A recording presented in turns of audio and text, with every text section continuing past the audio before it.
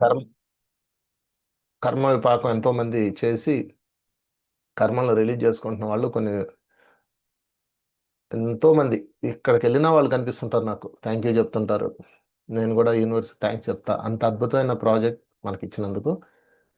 So ఇప్పుడు కొత్త project, ఈ కొత్త ప్రాజెక్ట్ పేరు నిష్కళంకం సాధన. ఈ నిష్కళంక సాధన ఎక్కడా పుట్టింది? ఈ నిష్కళంక సాధనకి మూలం ఎక్కడుంది అంటే, మేమందరం ఒక టూర్ వెళ్ళాం. కృష్ణుడు వెళ్ళిన ద్వారకా టూర్ వెళ్ళాం. ద్వారకా వెళ్ళినప్పుడు భావనగరి అన్న ఒక ఊరు వెళ్ళాం. భావనగర్లో ఒక శివాలయం ఉంటుంది అనమాట, సముద్రంలో ఉంటుంది అది. దాని చరిత్ర తెలుసుకున్నాం, అక్కడికి వెళ్ళి దర్శనం చేసుకున్నాం. సముద్రం 3 కిలోమీటర్ల వెనక్కి వెళ్ళిపోతుంది. అప్పుడు మనం వెళ్ళి దర్శనం చేసుకోవాలి. మళ్ళీ ఒక 7-8 గంటల తర్వాత నీరు వచ్చేస్తుంది. ఇది చాలా అద్భుతంగా అనిపించింది నాకు.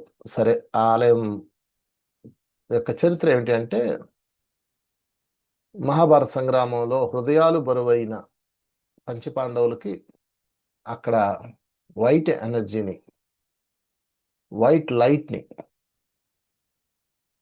మహాదేవుని అందించి వాళ్ళ హృదయ భారాలను తొలగించాడు. ఇది కర్మ శుద్ధి కాదు, హృదయం యొక్క భారాన్ని తొలగించుకునే ప్రక్రియ. సో అప్పుడు నేను దాన్ని అక్కడ అలా కొంచెం కొంచెం స్టార్ట్ చేస్తూ దాన్ని స్టడీ చేస్తూ, మరి మహాదేవుడికి ఆ రోజుల్లో పంచపాండవులకి ఏ విధంగా హృదయాన్ని తొలగించాడు, హృదయ భారాన్ని. కర్మలు తొలగించుకునేది కర్మ విపాక ప్రక్రియ, ఇది హృదయ భారాన్ని తొలగించుకున్నది. మనందరి హృదయాలు భారమై ఉంటాయి, అందరికీ ఎన్నో ఉంటాయి లోపల. ఆ భారాలన్నీ ప్రపంచం నుంచి వస్తాయి మనకి. ప్రపంచంలో రకరకాల మనుషులు పెడతారు మనల్ని, ఏదో కారణాలు అనేకం ఏదో విధంగా భారం అవుతాయి. అందులో మన తప్పు ఉందా లేదా పక్కన పెట్టండి. మీ హృదయాన్ని అందరూ పుల్లలతో పొడుస్తారు, ముళ్ళుతో గుచ్చుతారు. పత్రిగారి గురువుగారు సదానంద యోగి అనేవాడు, సుభాష్ లోకులు ఇనుప ముక్కు కాకులు అని. అంతగా భారాన్ని కలిగిస్తారు మనకి. ఆ భారం పోగొట్టుకోవటానికి మనం ఈ సాధన చేయాలి, నిష్కలంక సాధన. ఏ విధంగా అయితే పంచపాండవులు గుజరాత్లోని భావనగర్ అన్న ప్లేస్కి వెళ్ళి పోగొట్టుకున్నారో, అది కూడా కృష్ణుడు చెప్తాడు అనమాట. మీరు ఆ ప్లేస్కి వెళ్ళండి, మీరు ఒక నల్ల జెండా ఇస్తాడు, నల్ల జెండానిచ్చి అక్కడికి వెళ్ళమంటాడు. ఆ జెండా తెల్లగా అయిపోయినప్పుడు మీరు అక్కడ సాధన చేయండి అని చెప్తాడు. ఈ నల్ల జెండా ఎక్కడ తెల్లగా అయితే, ఏ ప్రాంతంలో తెల్లగా అయితే అక్కడ మీరు సాధన చేయండి అని చెప్తారు. దీని మీద నేను ఒక వీడియో కూడా రిలీజ్ చేశాను, మీరు చూడండి. మిమ్మల్ని మీరు బాధించుకుంటున్నారా అన్న వీడియో చూడండి, మన సద్గురు యూట్యూబ్ ఛానల్లో ఉంటుంది. అయితే ఇదిగో నా అనుకున్న వీడియో కూడా, ఫోటో కూడా అదే. సముద్ర గర్భంలో ఇలా ఉంటుందన్నమాట. సముద్రం ప్రతిరోజు వెనక్కి వెళ్ళిపోతుంది, ఒక 7-8 గంటలు వెనక్కి వెళ్ళిపోతుంది.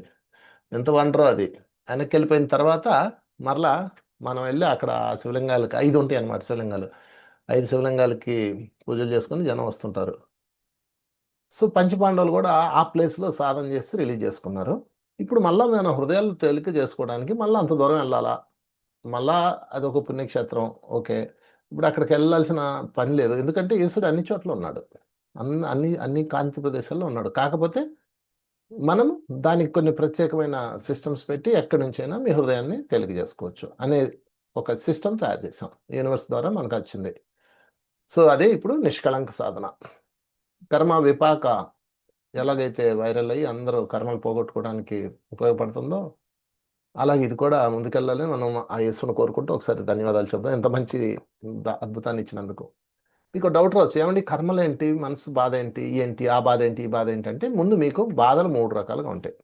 నేను చెప్తాను, ఫస్ట్ నోట్ చేసుకోండి. బాధలు 3 రకాలు, దానిని త్రివిధ తాపాలు అని కూడా అంటారు. మన భాషలో చెప్పుకుందాం మనం. బాధలు 3 రకాలు. First number 1. ఇంకొక ముఖ్యమైన విషయం, ఈ సబ్జెక్టు వర్క్షాపు మీ అందరూ కూడా ఖచ్చితంగా ఈ 4 days అటెండ్ అయ్యి పూర్తి చేయాలి. తర్వాత దీన్ని మీరు ఒక 21 రోజులు సాధన చేయాలి మీరు. 21 రోజులు సాధన తర్వాత మీకు వచ్చిన ఫలితాలు బాగుంటే అప్పుడు మీరు ఇంకోళ్ళకి చెప్పండి. అప్పుడే చెప్పకండి. మనం ఇవాళ మొదలు పెట్టకండి రేపు మొదలు పెట్టేస్తాం. అలా కాదు. సొంత అనుభవాలు పొందాలి. మీ యొక్క హృదయాన్ని, భారాన్ని మీరు తొలగించుకోగలుగుతున్నారా లేదా అని మీరు తెలుసుకొని అప్పుడు చేయాలి. సరే, బాధలు 3 రకాలు. మొదటి బాధ విశ్వం నుంచి మనకు వచ్చిందనమాట. దానిని ఏమంటారంటే ముందు భౌతిక బాధ చెప్పుకుందాం. భౌతిక తాపాలు అంటారు. దీన్ని ఆధ్యాత్మిక భాషలో చెప్పాలంటే ఆది భౌతిక తాపము. ఆధ్యాత్మిక భాషలో ఆది భౌతిక తాపము. రెండోది ఆధ్యాత్మిక తాపము. రెండోది దీనిని త్రివిధ తాపాలు అంటారు. త్రివిధ తాపాలు, 3 రకాల తాపాలు. ఆది భౌతిక తాపము, 2 ఆధ్యాత్మిక తాపము. 2 తాపాలు అయిపోయినాయి. ఇక మూడోది ఆది దైవిక తాపము. ఆది దైవకం అంటే దైవం నుంచి వచ్చేదన్నమాట. మూడోది. ఈ 3 అర్థం కానంత కాలం మీరు ఏ బాధకి ఏ మందు వాడాలో తెలియదు. అన్నిటికీ ఒకటే వాడతారు. అన్ని జబ్బులకి ఒకే మందు వాడతారండి చెప్పండి? ఒక్కొక్క దానికి ఒక్కొక్క రెమెడీస్ ఉంటాయి. ఒక్కొక్క దానికి ఒక సిస్టమ్ ఉంటుంది. సో ఈ 3 రకాల తాపాలు, మొదటిది ఆది భౌతిక తాపం 70%. అంటే మనం అనుభవించే బాధల్లో ఉండేది ఆది భౌతికం 70% ఉంటుంది. ఆది భౌతికం ఎదురుగా 70% రాసుకోండి. రెండోది ఆది ఆధ్యాత్మిక తాపం. రెండోది దానికి 20% వేసుకోండి. 20%. మూడోది ఆధ్యాత్మిక తాపాలు తర్వాత ఆది దైవిక తాపం 10% వేసుకోండి. ఓకే అండి. 80, 70, 20, 10. ఇది 100లో మనకుండే బాధల యొక్క లిస్టు. అంటే మీరు ఒక బాధ అనుభవిస్తున్నారంటే అది ఈ మూడిట్లో ఏ కేటగిరీ మీరు తెలుసుకోవాలి ఫస్ట్. ఏ కేటగిరీ నేను అనుభవిస్తున్న బాధ ఏ కేటగిరీ అని తెలుసుకోవాలి. ఆ తర్వాత దానికి సంబంధించిన రెమెడీస్ చేయాలి. అప్పుడు ఆ సమస్యల్లోంచి బయటకు వస్తాం. సో మొదటిది ఆది భౌతిక తాపం. అంటే భౌతిక లోకం నుంచి వచ్చినవి. అంటే మీరు సరికాని జీవనం జీవించడం వల్ల, సరికాని ఆహారం తినడం వల్ల, సరికాని వ్యవహారాలు చేయడం వల్ల, సరికాని మాటలు మాట్లాడడం వల్ల, అవన్నీ పిచ్చి పనులు చేయడం వల్ల మనకు వస్తాయి. ఆశకెళ్ళిపోయి పెట్టుబడులు పెట్టి డబ్బులు పోగొట్టుకోవటం ఇట్లాంటివన్నీ అనమాట. సో స్వయంకృతం అంటారు దీన్ని. ఒక మాటలో చెప్పాలంటే దీన్ని స్వయంకృతాలని కూడా అనొచ్చు. ఓకే, స్వయంకృతం. రెండోది ఏంటంటే ఆధ్యాత్మిక తాపం అంటే ఏంటంటే కర్మ సిద్ధాంతం నుంచి వచ్చేవి, యూనివర్స్ నుంచి వస్తాయి. పైన ఒక కోర్టు ఉంటుంది. ఇక్కడ ఎలాగైతే ఒక కోర్టు ఉందో అక్కడ కూడా ఒక కోర్టు ఉంటుంది. అక్కడ నుంచి వస్తాయి అనమాట. నువ్వు ఈ కర్మం చేసావు కాబట్టి ఇది అనుభవించి జ్ఞానం పొందాలి అని యూనివర్స్ ఇస్తుంది. అయితే ఇది 20% ఉంటాయండి. చూడండి ఎంత ఎంత కరుణామయుడు దైవం. అంటే యూనివర్స్ నుంచి వచ్చేది 30%. మిగతా 80% మనం పెట్టుకుంటాం. మిగతా 70% మనం పెట్టుకుంటాం. ఓకే. ఇక మూడోది భగవంతుడు పెట్టే బాధలు. భగవంతుడు పెట్టే బాధలు అంటే ఏంటంటే నీ ట్రాన్స్ఫర్మేషన్ కోసం ఆయన కొన్ని ఇస్తాడనమాట. అంటే పరీక్షలు చదువుకొని పరీక్షలు రాసే పిల్లోడు పడే బాధలు లాంటివి. ఇది మూడోది. 3 కేటగిరీలు. ఓకే, అర్థమైంది కదండి. సో ఈ 3 కేటగిరీల్లో మీరు అర్థం చేసుకోవాల్సిన విషయాలు ఏంటంటే మొదటి కేటగిరీ మనం ఈ 4 రోజులు చెప్పుకుంటున్నాం. ఆది భౌతిక తాపాల గురించి మనం ఈ 4 రోజులు చెప్పుకుంటాం. ఓకే. 2 కేటగిరీది ఆల్రెడీ మీకు తెలుసు, కర్మ విపాకం. అదే మొదటి దానికి సొల్యూషన్ ఏమిటి అంటే మొదటి దానికి సొల్యూషను బుద్ధి వికాసము. ఓకే అండి. బుద్ధిని వికసింపజేసుకోవాలి. అదే ఈ 4 రోజులు మనం ఇస్తాం. హైమా మేడం మీకు చెప్తారు. ఈ 4 డేస్ ఆ షెడ్యూల్ అంతా చెప్తారనమాట. స్టెప్ బై స్టెప్ ఏ విధంగా ఉండాలి, ఏ విధంగా ఉండాలి, ఏ విధంగా ఉండాలి చెప్తారు.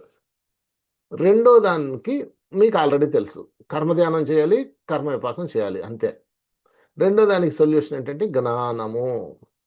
మొదటి దానికి బుద్ధి, రెండో దానికి జ్ఞానము, మూడో రకమైన బాధలకి ఆత్మ విజ్ఞానం. మూడో దానికి రిలీజ్ అవ్వాలంటే భగవంతు నుంచి వచ్చే బాధలు కూడా రిలీజ్ అవ్వాలంటే ఆత్మ విజ్ఞానం. మొదటిది అర్థమైంది కదండి. సరికాని జీవనం, సరికాని తిండి, సరికాని వ్యవహారాల వల్ల వచ్చే బాధలు, దానికి సరి అయినా చేస్తే అయిపోద్ది. రెండో దానికి కర్మలు చూసుకొని మూలంలోకి వెళ్ళి క్షమాపణలు చెప్పుకొని పశ్చాత్తాపం ప్రాయశ్చిత్తం చేస్తే రిలీజ్ అయిపోతాయి రెండోది. మూడోది ఆత్మ విజ్ఞానం కావాలి. ఇప్పుడు పంచపాండవులు ఉన్నారు, వాళ్ళందరూ రాజ్యాన్ని నడుపుతున్నారు. వాళ్ళు ధ్యానం చేయట్లేదు. రాబోయేది మహాసంగ్రామం నాయనలారా మీరు ధ్యానం చేయండి అన్నా వాళ్ళు వినలేదు. అప్పుడు వాళ్ళ రాజ్యం పోయింది. ధర్మరాజు తప్ప అందరూ బాధపడ్డారు. చూసారా? ఇంకో విషయం, మూడిట్లో బాధ ఉంటుంది. మొదటి దానిలోనూ బాధ ఉంటుంది, రెండో దానిలో బాధ ఉంటుంది, మూడో దానిలో బాధ ఉంటుంది. మూడో దానిలో మూడోది ఆది దైవిక తాపాల్లో ధర్మరాజు బాధపడ్డావు. ధర్మరాజు మీరు ఎక్కడ చూడండి మహాభారత సంగ్రామంలో, మహాభారత చరిత్రలో ఎక్కడ ధర్మరాజు ఫీల్ అవడు. అడుగుతారు ఎందుకు నువ్వు జోదంకి వెళ్ళాలి, రెండోసారి కూడా మనం అడవుల పాలు వెళ్ళాల్సి వస్తుంది అంటే, పర్లేదు అది విధిరాత పోదాం పాండి అంటాడు. విధి నిర్ణయం అంటాడు ఆయన.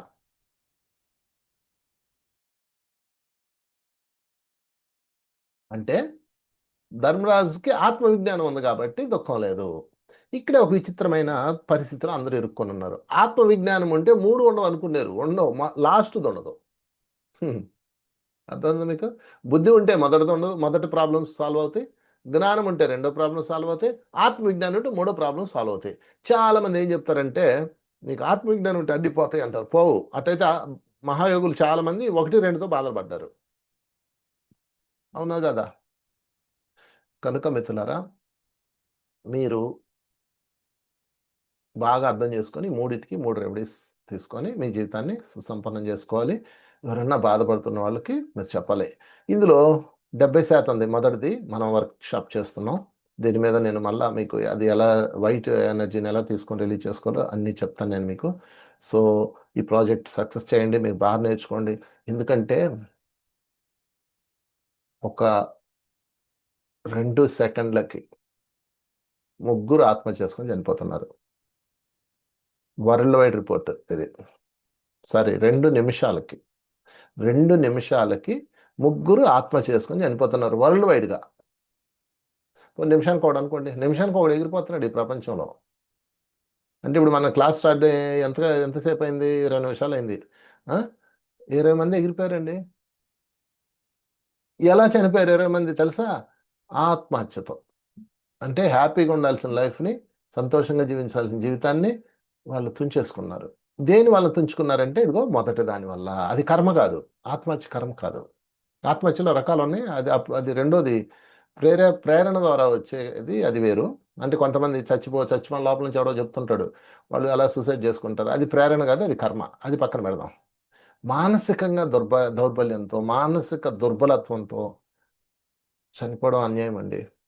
అందుకని వాళ్ళకి మనం కావాలి. మీరు ఈ ఒక సైన్యంగా మారాలి మీ అందరూ. అదే నా కోరిక. నేను అందరిని గురువులుగా తయారు చేయాలి. అదే నా మిషన్ ఏంటనుకున్నారు? గురువులను తయారు చేయడమే నా మిషన్. అందుకనే సద్గురుస్ మూమెంట్ అని పెట్టాను. సద్గురుస్ అంటే అందరు గురువులు మనం తయారు చేసి మనం గురువులుగా మారాలి. సద్గురువులు అంటే అందరు గురువుల దగ్గర ఉన్న జ్ఞానామృతాన్ని తీసుకొని మనం గురువులు అవ్వాలి. సో నేను మీరు గురువులు అవ్వడానికే ఈ ప్లాట్ఫారం తయారు చేశాను. మీకు అంతా అద్భుతమైన ఇచ్చాను.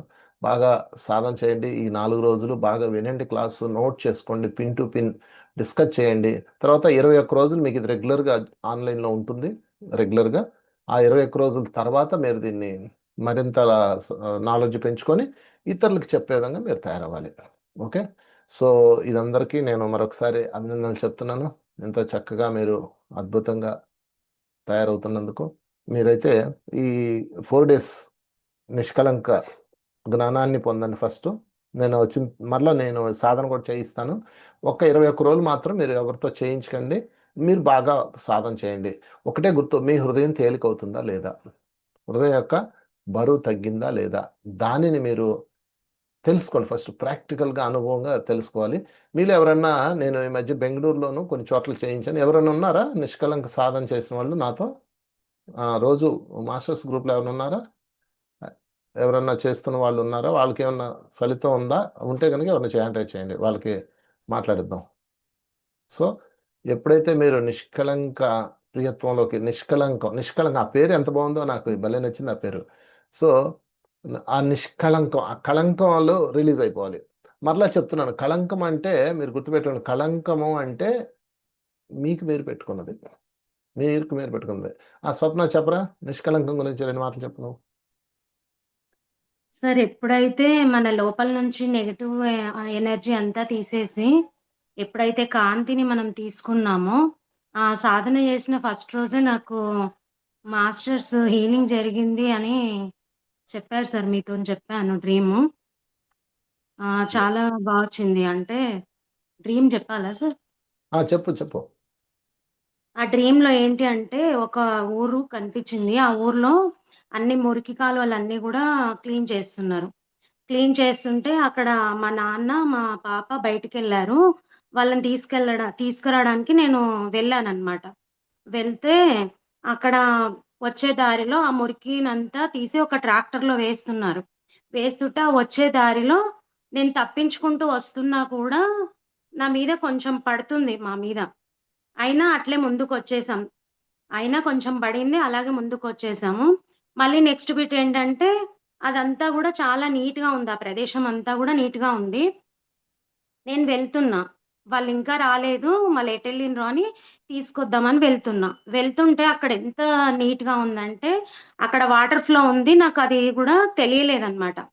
అక్కడ ఫాస్ట్‌గా వెళ్లి కాలు పెట్టే వరకి ఆ వాటర్‌లో నా కాలు అంటే మొత్తం జారిపోయి అందులో పడిపోయినా. పడిపోతే ఇంకా నా వల్ల గాదు వాటర్‌లో నుంచి బయటికి రావడం. ఇంకా నా పనయిపోయిందని అనుకున్నా అక్కడే. అనుకోని ఆంజనేయ స్వామిని దలుచుకొని ధ్యానంలో ఉన్నా. ఆ తర్వాత నెక్స్ట్ బిట్టు అక్కడెక్కడో ఒక చోట ఉన్నా నేను. అక్కడ ఇంగ్లీష్ మాట్లాడే వాళ్ళున్నారు. తెలుగు మాట్లాడే వాళ్ళున్నారు. అక్కడ అడుగుతున్నానన్నమాట. ఇది ఏ ప్లేస్ అనంటే వాళ్ళు టోక్యో అని చెప్పారు. ఆ తర్వాత అక్కడంతా చూసి కొద్దిసేపటి తర్వాత అక్కడ ఆంజనేయ స్వామి టెంపుల్ ఉంటే అక్కడ దర్శనం చేసుకొని బయటికొచ్చిన. డ్రీమ్ అయిపోయింది సార్. మెలుకువ వచ్చింది. యాహ్! సో, నాకేం సుధి అర్థమైందో చెప్పాలా సార్ దీంట్లో? చెప్పు చెప్పు. అంటే మనం ఎప్పుడైతే మురికి అంతా మన లోపలున్న మురికి అంతా క్లీన్ చేస్తాం. కానీ మనం వెళ్ళే దారిలో ఖచ్చితంగా ఎవరో ఒకరు అనడము, ఆ చెత్త అనేది అంటే ఏదో ఒక రకంగా మనల్ని అనేవాళ్ళుంటారు. కానీ అది ఏది గూడా మనం పట్టించుకోకుండా ఎప్పుడైతే స్వచ్ఛంగా, నిర్మలంగా వాటర్‌లాగా ఎప్పుడైతే కల్మషం లేకుండా ఉంటామో, అప్పుడు మనము ఆ పరమాత్మను చేరుకుంటాము అనేది నాకర్థమైంది sir. Yeah! Wonderful. Wonderful. So, మిత్రులారా, పరమాత్మను చేరుకోవడం అనేది పక్కన పెట్టి ముందు ఇక్కడ జీవితం హ్యాపీగుండాలి. ఓకే. So, nice. మరి మన వర్క్‌షాప్ స్టార్ట్ చేద్దాం. షెడ్యూల్ ప్రకారం వెళ్తాము. మరి మన మాస్టర్ అమూల్య బర్త్‌డే అనేది ఈరోజు. మన సార్. అమూల్యకి హ్యాపీ బర్త్‌డే చెప్దాం అందరం. యాహ్! ఒకసారి చప్పట్లు కొట్టండి అమూల్యకి హ్యాపీ బర్త్‌డే నీకు. Thank you sir. Thank you. Yeah! చెప్పు నీ సందేశం ఏమైనా ఉందా? ఇక్కడ జాయిన్ అవ్వడం ఈ ఇయర్ జరిగిన బెస్ట్ చేంజ్ సార్. సద్గురు మూవ్‌మెంట్‌లో జాయిన్ అవ్వడం. Very good. ఓకే నాన్న. ఓకే. Happy birthday. సో మిత్రులారా, మనం చేయాల్సినది ఏంటి అంటే ఫస్ట్ హృదయాలు తేలిక చేసుకోవాలి. ఎందుకంటే మీరు రెండు ప్రాసెస్ చేస్తాను ఇప్పుడు నేను మీకు. మొదటిది ఆల్రెడీ చెత్తంతా చేర్చారు. ఇది తెరిచిన టూలెట్ బోర్డు పెడతారన్నమాట. హృదయానికి టూలెట్ బోర్డు. ఎవడు పడితే అని పంపిస్తూ ఉంటారు. ఎవడు ఏమన్నా ఫీల్ అవుతుంటాం, ఎవడు ఏమన్నా బాధలు పడుతుంటాం. జాగ్రత్తలు తీసుకోవడానికి మనం చెప్తాము. అదేవిధంగా ఆల్రెడీ బ్లాక్ అయిపోయింది కదా, దాన్ని క్లియర్ చేసుకోవడానికి సాధన చేస్తాం. రెండు అనమాట. ఒకటి జ్ఞానము, మళ్ళా హృదయం బరువెక్కకుండా, హృదయం మలినం అవ్వకుండా, కళంకాలు అంటుకోకుండా. ఆ పదం వాడండి అందరూ. ఎంత మంచి పదం చూడండి, అసలు ఎంత అద్భుతమైన పదం అది. నాకు తెలుగులో ఈ పదం, తెలుగు ఎంత అందమైన భాష. నెగిటివ్ అని, నెగిటివ్ అని పదం వాడకండి. కళంకం, ఎంత చక్కటి పదం ఇది. హృదయం కళంకం అయిపోయింది అందరికీ.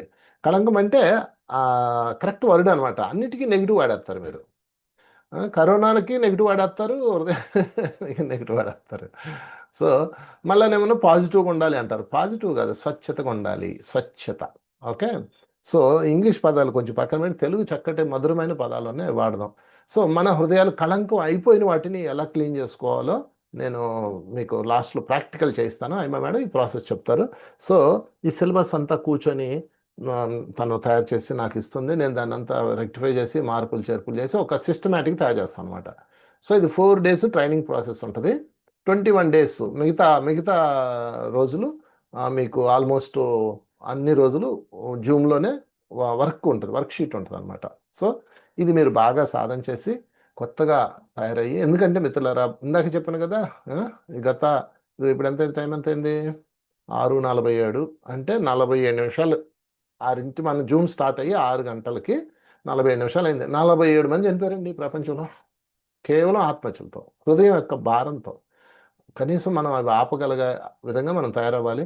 అందుకని మీరందరూ కూడా మనసును తేలికపరుచుకోవడం ఎలా, దాన్ని ఎలా దాటాలి, ఆ చైతన్యాన్ని మనం ఎలా పొందాలి, ఆ దివ్యానుభూతిని ఎలా పొందాలి, లోపల ఉన్న చెత్తను ఎలా క్లీన్ చేయాలి, మళ్ళీ చెత్త లోపలికి వెళ్ళకుండా రక్షణ ఏ విధంగా పొందాలని జ్ఞానం అండ్ సాధన 2 చేయాలి. ఈ 21 డేస్ మీరు దయచేసి మిగతా పనులు ఏం పెట్టుకోకుండా పూర్తిగా దీని మీద ఉండండి. అప్పుడు మీకు ఆ అవగాహన కలుగుతుంది. మళ్ళీ ఇవాళ వచ్చి రేపు రావడం, మళ్ళీ రేపు వచ్చి ఎల్లుండి మానేయడం అట్లా చేయకండి. అందుకే మీకు ₹500 ఫీజు పెట్టాం. దానివల్లే మాకు కొంచెం బాగుంది.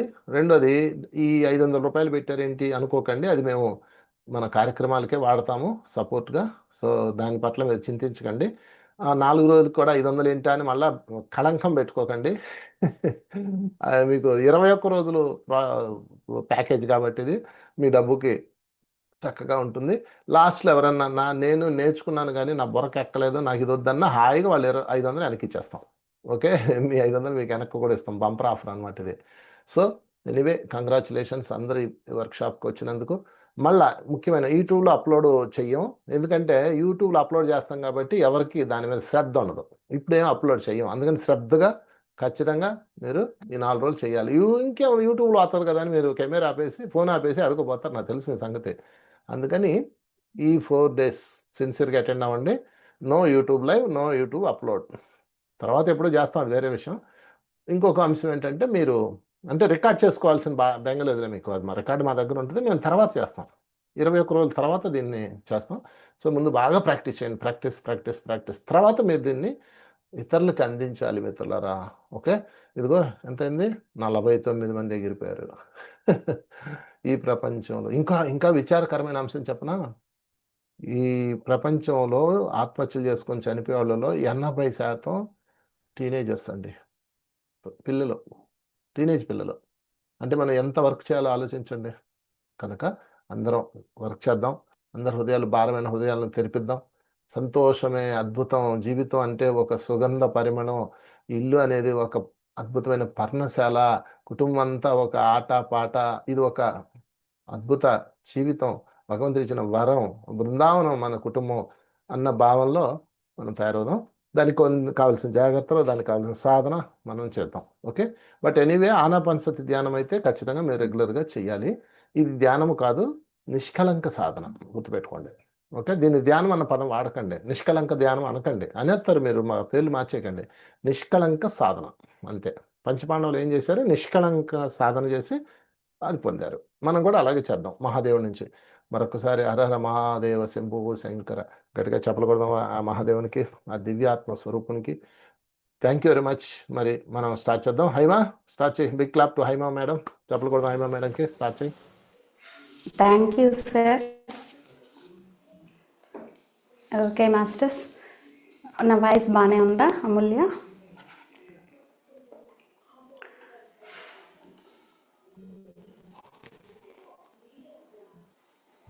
ఓకే మాస్టర్స్, ముందుగా ఈ నిష్కలంక సాధనకి విచ్చేసినటువంటి మాస్టర్స్ అందరికీ హృదయపూర్వకంగా ధన్యవాదాలు, అభినందనలు. మరి ముందుగా పరమ గురువులైనటువంటి పత్రిజీ గారికి, వంశీకిరణ్ గారికి పాద నమస్కారాలు. ఈరోజు అనుకోకుండా మనకి ఇంకొక పండగ వచ్చింది, గీతా జయంతి. సో గీతా జయంతి శుభాకాంక్షలు అందరికీ. యాక్చువల్గా గీత పుట్టినరోజు ఈరోజు. ఆ రోజే మనం ఈ నిష్కలంక సాధనని మొదలు పెట్టడం అనేది అది కాకతాళీయంగా జరిగింది, అనుకోకుండా జరిగింది. అది నాకు చాలా హ్యాపీ అనిపిస్తుంది. ఎందుకంటే మనకి భగవద్గీతలో చెప్పేదంతా కూడా అదే కదా, నువ్వు దుఃఖపడుతున్నావు, ఎందుకు దుఃఖంలో ఉన్నావు, అందులో నుంచి బయటికి రాని ఎంతో జ్ఞానోదయం చేస్తారు అర్జునుడికి. సో ఈ గీతాచార్యుడికి ఆత్మ ప్రణామాలు. అలాగే గీత భూమి మీదకి రావడానికి కారణమైనటువంటి అర్జునుడికి ఆత్మ ప్రణామాలు. భగవద్గీతకి ఎంతోమంది మాస్టర్స్, గురువులు భాష్యం ఇస్తూ ఉంటారు. మరి భగవద్గీతకి మనకు అర్థమయ్యేలా చెప్పే భాష్యం ఇచ్చినటువంటి మాస్టర్స్ అందరికీ, ఆ మహాత్ములందరికీ ధన్యవాదాలు. సద్గురుస్ మూమెంట్ అనే ప్లాట్ఫామ్ ద్వారా మనకి నిరంతరం ధ్యానాన్ని, దివ్య జ్ఞానాన్ని అందిస్తూ ఆ జ్ఞానాన్ని అందరికీ పంచమని మనకి ఎప్పటికప్పుడు ప్రోత్సహిస్తూ ఉన్నటువంటి వంశీ మాస్టర్కి హృదయపూర్వక కృతజ్ఞతలు. మరి ప్రత్యేకంగా నిష్కలంక సాధన వర్క్షాప్కి నాకు ఈ అవకాశం కల్పించినందుకు వారికి ప్రత్యేక కృతజ్ఞతలు, ధన్యవాదాలు మాస్టర్స్. సమస్త పరమ గురుమండలి మనల్ని నడిపిస్తున్నాయి. అందుకే మనకి ఇలా మంచి అద్భుతమైనటువంటి టాపిక్స్ వంశీ సార్ ద్వారా వస్తూ ఉన్నాయి. మరి ఆ గురుమండలందరికీ హృదయపూర్వకంగా కృతజ్ఞతలు, ధన్యవాదాలు తెలియజేసుకుందాం. వారికి పాద నమస్కారాలు తెలియజేసుకుందాం. ఈ సబ్జెక్ట్ నిష్కలంక సాధన కోసం మనం ఎంచుకున్నటువంటి ఈ సబ్జెక్ట్ని కొన్ని బుక్స్ ద్వారా తీసుకోవడం జరిగింది. అది ముఖ్యంగా ఓషో గారి బుక్స్, తర్వాత టార్కమ్ సెరాడైరన్ గారి books, next Vamsi sir videos కొన్ని, వంశీ సార్ ఇచ్చినటువంటి జ్ఞానము వీటన్నిటి నుంచి సేకరించుకొని ఈ సబ్జెక్ట్ని తయారు చేయడం జరిగింది. సో వారందరికీ హృదయపూర్వకంగా కృతజ్ఞతలు చెప్తున్నాను. మరి నాతో పాటు ఈ వర్క్షాప్ చేయడానికి సహకరిస్తున్నటువంటి మిత్రులందరికీ ధన్యవాదాలు. సో ఫ్రెండ్స్, మనం నిష్కలంక సాధన, అసలు ముందు కలంకాలు ఎలా ఏర్పడతాయి అనేది మనం ఒక చిన్న స్టోరీ ద్వారా సరదాగా తెలుసుకుందాము. ఒక అడవిలో ఒక స్వామీజీ ఉంటారు. ఆ స్వామీజీ అక్కడ కూర్చొని సాధన చేసుకుంటూ ఉంటారు. అయితే ఒకరోజు ఏమవుతుందంటే పైన గూడు కట్టుకొని ఒక కాకి ఉంటుంది. ఆ కాకి ఏడుస్తూ ఉంటుంది. స్వామీజీకి అర్థం కాదు. పైకి చూసి ఎందుకు ఏడుస్తున్నావు అంటాడు. నేను చాలా నల్లగా ఉంటాను కదా, నేనంటే ఎవరికి ఇష్టం ఉండదు, నన్ను ఎవ్వరూ పట్టించుకోరు, అందుకే నాకు బెంగగా ఉంది, బాధగా ఉంది అని చెప్తుంది. చెప్తే స్వామీజీ అదేం లేదులే, నువ్వు ఎందుకు అలా బాధపడుతున్నావు, నువ్వు చక్కగా జీవితాన్ని గడుపు అని చెప్పి కొంత పుషింగ్ ఇస్తాడు. అయితే పక్క రోజు మళ్ళీ కూర్చొని ఏడుస్తూ ఉంటుంది. ఈయన కళ్ళు మూసుకొని ఉంటాడు. ఇలాగా ఎంత చెప్పినా విందు, ఏడుస్తూనే ఉంటుంది. అయితే ఆ రోజు స్వామీజీ ఏం చేస్తాడంటే, దీనికి ఎంత చెప్పినా అర్థం కావట్లేదు, వినట్లేదు, దీనికి అర్థమయ్యేలా చెయ్యాలి అని చెప్పి, సరే అయితే నువ్వు పక్కన హంస ఉంటుంది, ఆ సరస్సులో హంస ఈత ఎదుకుంటూ ఉంటుంది, దాని దగ్గరికి వెళ్ళి దాంతో మాట్లాడు, కాస్త నీకు క్లారిటీ వస్తుంది అని చెప్తుంది. ఆ స్వామీజీ చెప్తారనమాట. చెప్పగానే కాకి ఏం చేస్తుందంటే ఎగురుకుంటూ ఆ సరస్సు దగ్గరికి వెళ్తుంది. అక్కడ హంస ఉంటుంది. హంస ఎలా ఉంటుంది, తెల్లగా అందంగా ఉంటుంది అనమాట. దాని దగ్గరికి వెళ్ళి దీని బాధ చెప్తుంది. చూడు, నేను చాలా నల్లగా ఉన్నాను కదా, నన్ను ఎవ్వరు ఇష్టపడరు, నేనంటే ఎవరికి నచ్చదు, దాని బాధ అంతా చెప్తుంది. నువ్వు చూడే ఎంత అందంగా ఉన్నావో, నిన్ను చూడగానే అందరికీ హ్యాపీ అవుతుంది అని చెప్తే, నా మొహం, నేను తెల్లగొన్నానా, నువ్వు చూడు ఎంత చక్కగా ఎగురుతున్నావో, నాకేమో ఎగరడం రాదు, నువ్వు ఎక్కడికి కావాలంటే అక్కడికి వేగంగా వెళ్ళిపోతావు, మరి నాకు ఎక్కడుంది, ఆ ఫెసిలిటీ లేదు కదా, అందుకని నాకు చాలా బాధగా ఉంది, నిన్ను చూస్తే ఎంత హ్యాపీ ఉందో నాకు, నువ్వు ఎగురుతున్నావు కదా, నేను ఎగరలేకపోతున్నా కదా, అందుకని నేను ఎగరలేకపోతున్నాను, నాకు చాలా బాధగా ఉంది అంటది. అయ్యయ్యో ఇదేంటి ఇలా అంటున్నావు, నువ్వు చాలా హ్యాపీ ఉన్నావు అనుకున్నాను అని చెప్పి మళ్ళీ వీళ్ళిద్దరు కలిసి ఒక చిలుక దగ్గరికి వెళ్తారు. చిలుక దగ్గరికి వెళ్ళి దాన్ని పొగుడుతారు. నువ్వు ఎంత అందంగా ఉంటావు, ఎంత బాగా మాట్లాడతావు, నీ బొళ్ళంతా కలర్స్ ఉంటాయి అని చెప్పి దాన్ని పొగిడి, నీ జీవితం ఎంత అద్భుతం కదా అంటారు. నా మొహం అద్భుతం, నేను బాగా మాట్లాడతానని అందరూ మనుషులు పట్టుకెళ్ళి నన్ను పంజరంలో పెట్టేస్తారు, నాకు అసలు స్వేచ్ఛే లేదు, ఇంకెక్కడ హ్యాపీనెస్, నాకు హ్యాపీనెస్ లేదు, నా మొహం లేదు అని చెప్పి అది దాని బాధ చెప్తుంది. సరే అటు చూస్తారు. నెమలు ఉంటుంది. నెమల దగ్గరికి వెళ్తారనమాట. అదేదో చాలా హ్యాపీగా ఉంది, చాలా సరదాగా నాట్యం చేసుకుంటుంది, దాని దగ్గరికి వెళ్దాం పదా అని అంటారనమాట. నువ్వు ఎంత హ్యాపీగా ఉన్నావు, అబ్బా అద్భుతం అని చెప్పి దాన్ని పొగుడుతారు. నా మొహం హ్యాపీ, నాకెక్కడ హ్యాపీ ఉంది, నాట్యం చేస్తాను ఓకే, అదైతే ఓకే, కానీ నన్ను అందరూ పట్టుకెళ్ళిపోతారు, ఈ మనుషులు నెమళ్ళని పట్టుకెళ్ళిపోయి నా ఈకలన్నీ లాక్కెళ్ళిపోయి అమ్ముకోవడానికి అంతా వాడుకుంటా నన్ను ఎంత బాధ పెడతారు, అదంతా మీకేం తెలుసు, నేను ఎంత బాధలో ఉన్నాను, ఎంత దుఃఖంలో ఉన్నాను, మీకు అర్థం కావట్లేదా, నా పై కలర్సే నీకు తెలుస్తున్నాయా అని చెప్పి అది చెప్తుంది. సరే వీళ్ళందరూ వెళ్ళి ఒక కోకిల పైన కూ అని హ్యాపీగా కూసుకుంటూ ఉంటుంది. దాని దగ్గరికి వెళ్తారు. వెళ్ళి నువ్వు ఎంత హ్యాపీగా ఉన్నావు అబ్బా, పాట చక్కగా పాడుకుంటున్నావు అంటది. అయితే నా మొహం హ్యాపీలే, నాకేం హ్యాపీ, మహా అంటే ఒక నెల ఆ టైం పీరియడ్లోనే కదా నేను పాడుకుంటాను, ఆ టైం పీరియడ్లోనే కదా మనుషులు నన్ను గుర్తిస్తారు, మిగతా టైం అంతా నన్ను అసలు కనీసం కోకిల ఉంది అని కూడా గుర్తించరు, నాకు గుర్తింపే లేదు నా మొహం అని చెప్పి అది బాధపడుతుంది. అప్పుడు కాకికి అర్థమవుతుంది అనమాట, ఓహో ఈ సృష్టిలో ఎవ్వడు హ్యాపీగా లేరు, ప్రతి ఒక్కడు వాళ్ళ లోపాలని చూసుకొని ఏడుస్తూనే ఉన్నారు అని చెప్పి అది ఇంకా బాయ్ బాయ్ కొట్టేసి స్వామీజీ దగ్గరకు వస్తుంది. వస్తే స్వామీజీ అడుగుతాడు, ఏంటి సంగతి అంటే, స్వామి ఎవ్వరు హ్యాపీగా లేరు స్వామి, ప్రతి ఒక్కళ్ళు వాళ్ళల్లో ఉన్న పాజిటివ్స్ని పక్కన పెట్టేసి నెగిటివ్స్ని పట్టుకొని నా బతికి ఇంతే, నాకు ఇంతే ఉంది, ఇలాగుంది అని బాధపడుతూ ఉన్నాయి స్వామి, నేనే కాస్త బెటర్గా ఉన్నాను అని చెప్పి చెప్తుంది. అర్థమైందా నీకు?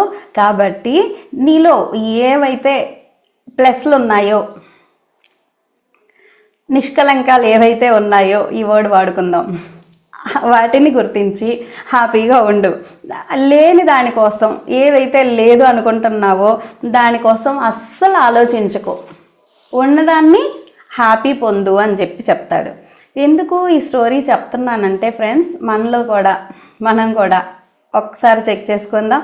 లేని వాటిని గురించి ఆలోచించుకుంటూ పక్కన వాళ్ళని చూసి వాళ్ళకి అది ఉంది నాకు ఇది లేదు, కానీ మన దగ్గర ఉన్న వాటిని మనము గుర్తించట్లేదు, వాటన్నిటినీ వదిలేస్తున్నాం.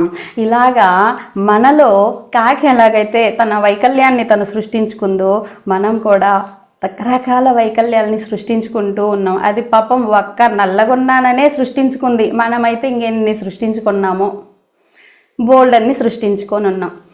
ఫర్ ఎగ్జాంపుల్, చిన్న ఎగ్జాంపుల్ చెప్తాను.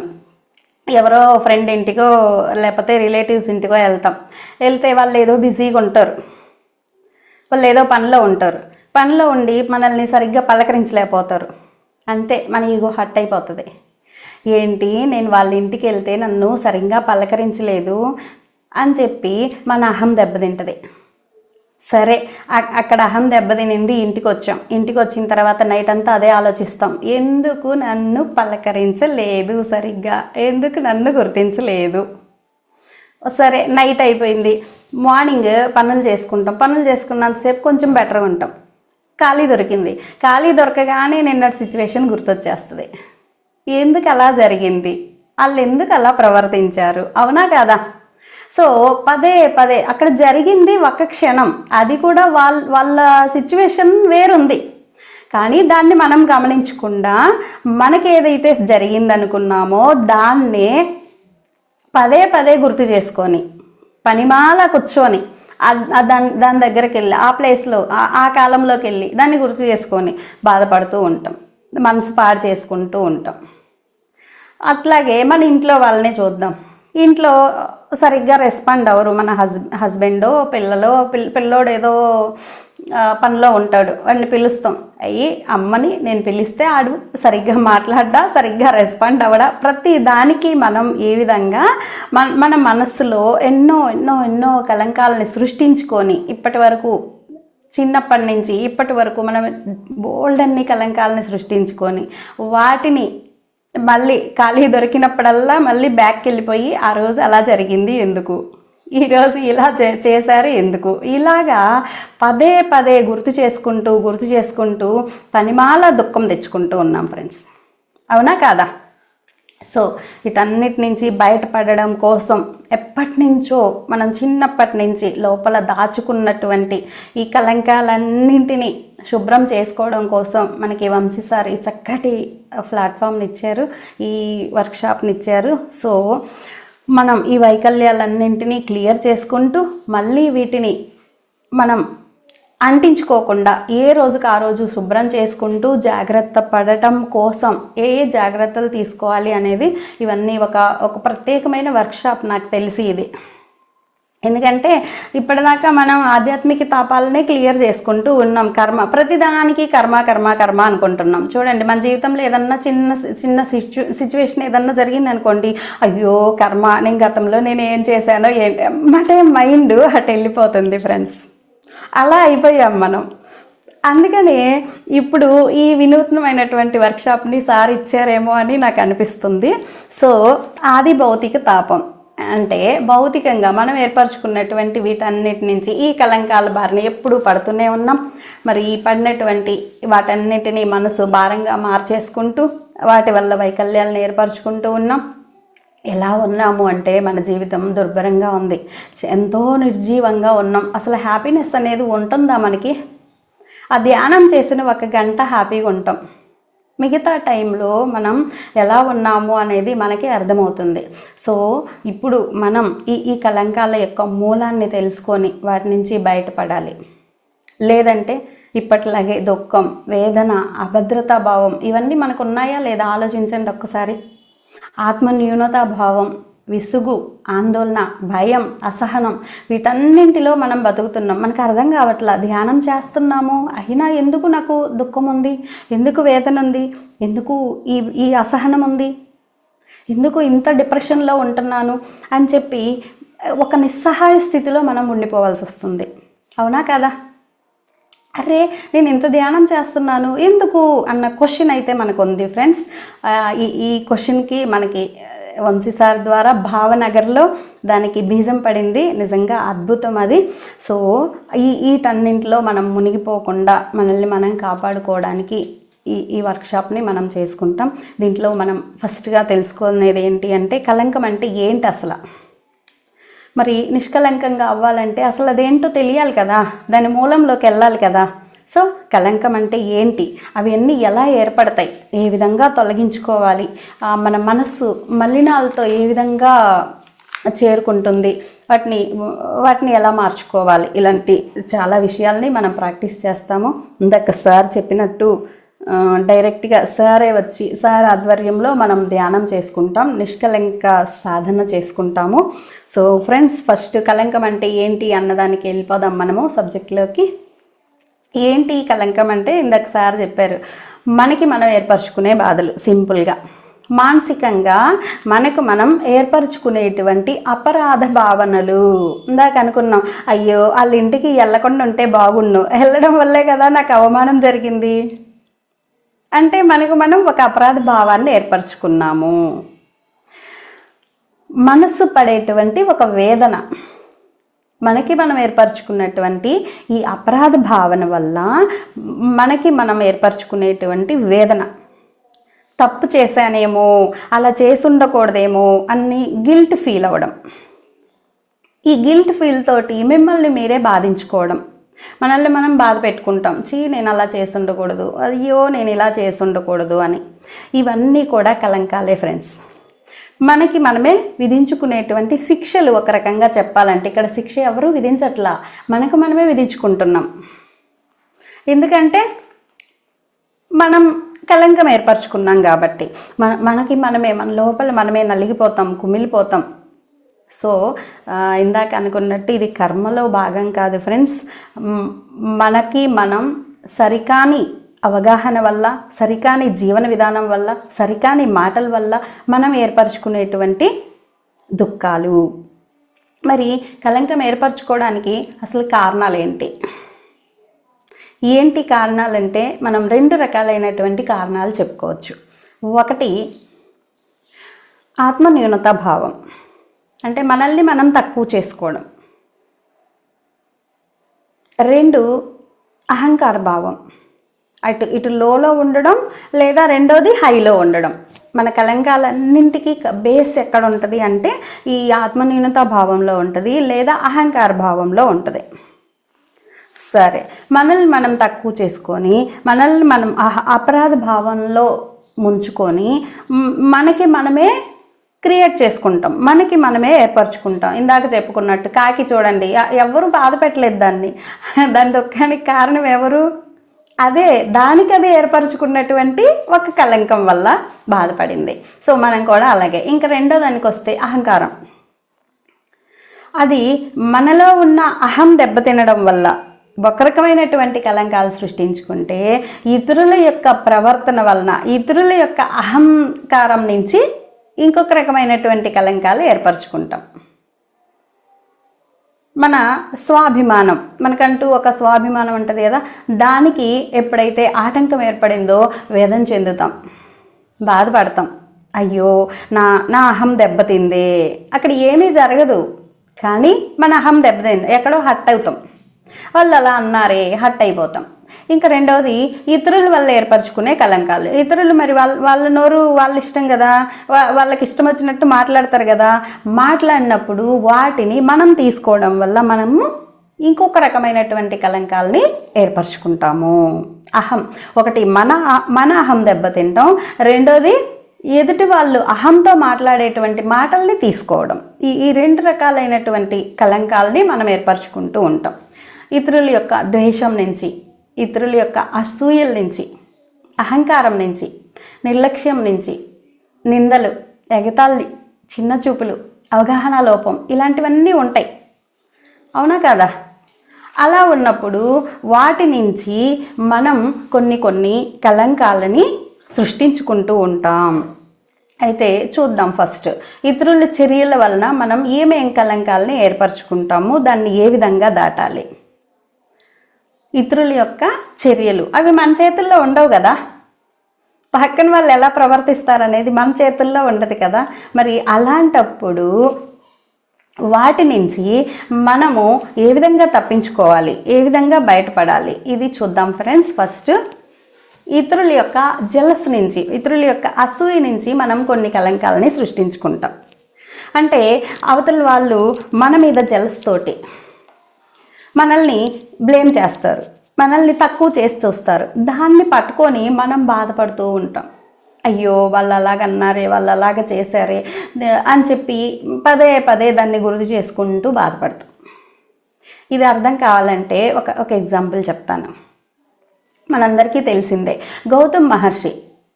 ఇందులో నేను చెప్పేవన్నీ దాదాపు మనకి తెలిసినవే మాస్టర్స్. కాకపోతే మనం ఏ విధంగా సాధన చేయాలి, దాన్ని ఏ విధంగా బయటపడాలి అనేది మనం కొత్తగా నేర్చుకుంటాము. సో గౌతమ్ మహర్షి ఏం చేస్తాడంటే, ఆయనకు ఒక వరం ఉంటుంది అనమాట. ఆయన ఎక్కడికి వెళ్తే అక్కడ మంచిగా వాటర్ ఉంటుంది. సౌండ్ లేదా? ఓకే, సౌండ్ ఉందంటమ్మా, మీకు ఏదో ప్రాబ్లం ఉంది చూసుకోండి. సో గౌతమ్ మహర్షి ఏం చేస్తాడంటే, అతనికి ఉన్నటువంటి వరాన్ని ఉపయోగించుకొని చక్కగా అక్కడంతా వాటర్ ఉండేలాగా, పచ్చని పైర్లు ఉండేలాగా, అంటే కరువు ప్రాంతం అన్నమాట, ఉండేలాగా చేస్తాడు. ఇంకా అలా చేసినప్పుడు అతనికి పొగడ్తలు వస్తాయా రావా? ఒక మంచి పని చేసినప్పుడు చుట్టూ ఉండే వాళ్ళందరూ అతన్ని పొగుడతారు కదా, అతన్ని మంచిగా చూసుకుంటారు కదా. దీన్ని భరించలేకపోతాడు అతనికి ఎగెనిస్ట్ పార్టీలో ఉన్నటువంటి పీతాంబరుడు. ఈ పీతాంబరుడు అని ఆయన ఏం చేస్తాడంటే, ఈ గౌతమ్ మహర్షి పేరు రోజుకు రోజుకి మారుమోగిపోతుంది, ఇతన్ని ఏ విధంగా అయినా సరే డౌన్ చెయ్యాలి. జెల్స్ మొదలైంది ఫ్రెండ్స్. ఈ జెల్స్ తోటి అతను ఏం చేస్తాడంటే, అతని ఫ్రెండ్స్ ఉంటారు కదా, మరి అతనికి తగ్గ వాళ్ళు ఉంటారు కదా, వాళ్ళందరితో కలిసి ఒక ప్లాన్ వేస్తారు. ఏంటంటే ఒక పంట పొలం ఉంటుంది. ఆ పొలంలోకి ఒక మాయ ఆవుని సృష్టిస్తారు. మాయ ఆవు. ఆ ఆవుని వీళ్ళు క్రియేట్ చేస్తారనమాట. వీళ్ళ ఎనర్జీస్ తోటి క్రియేట్ చేసి అందులోకి పంపిస్తారు.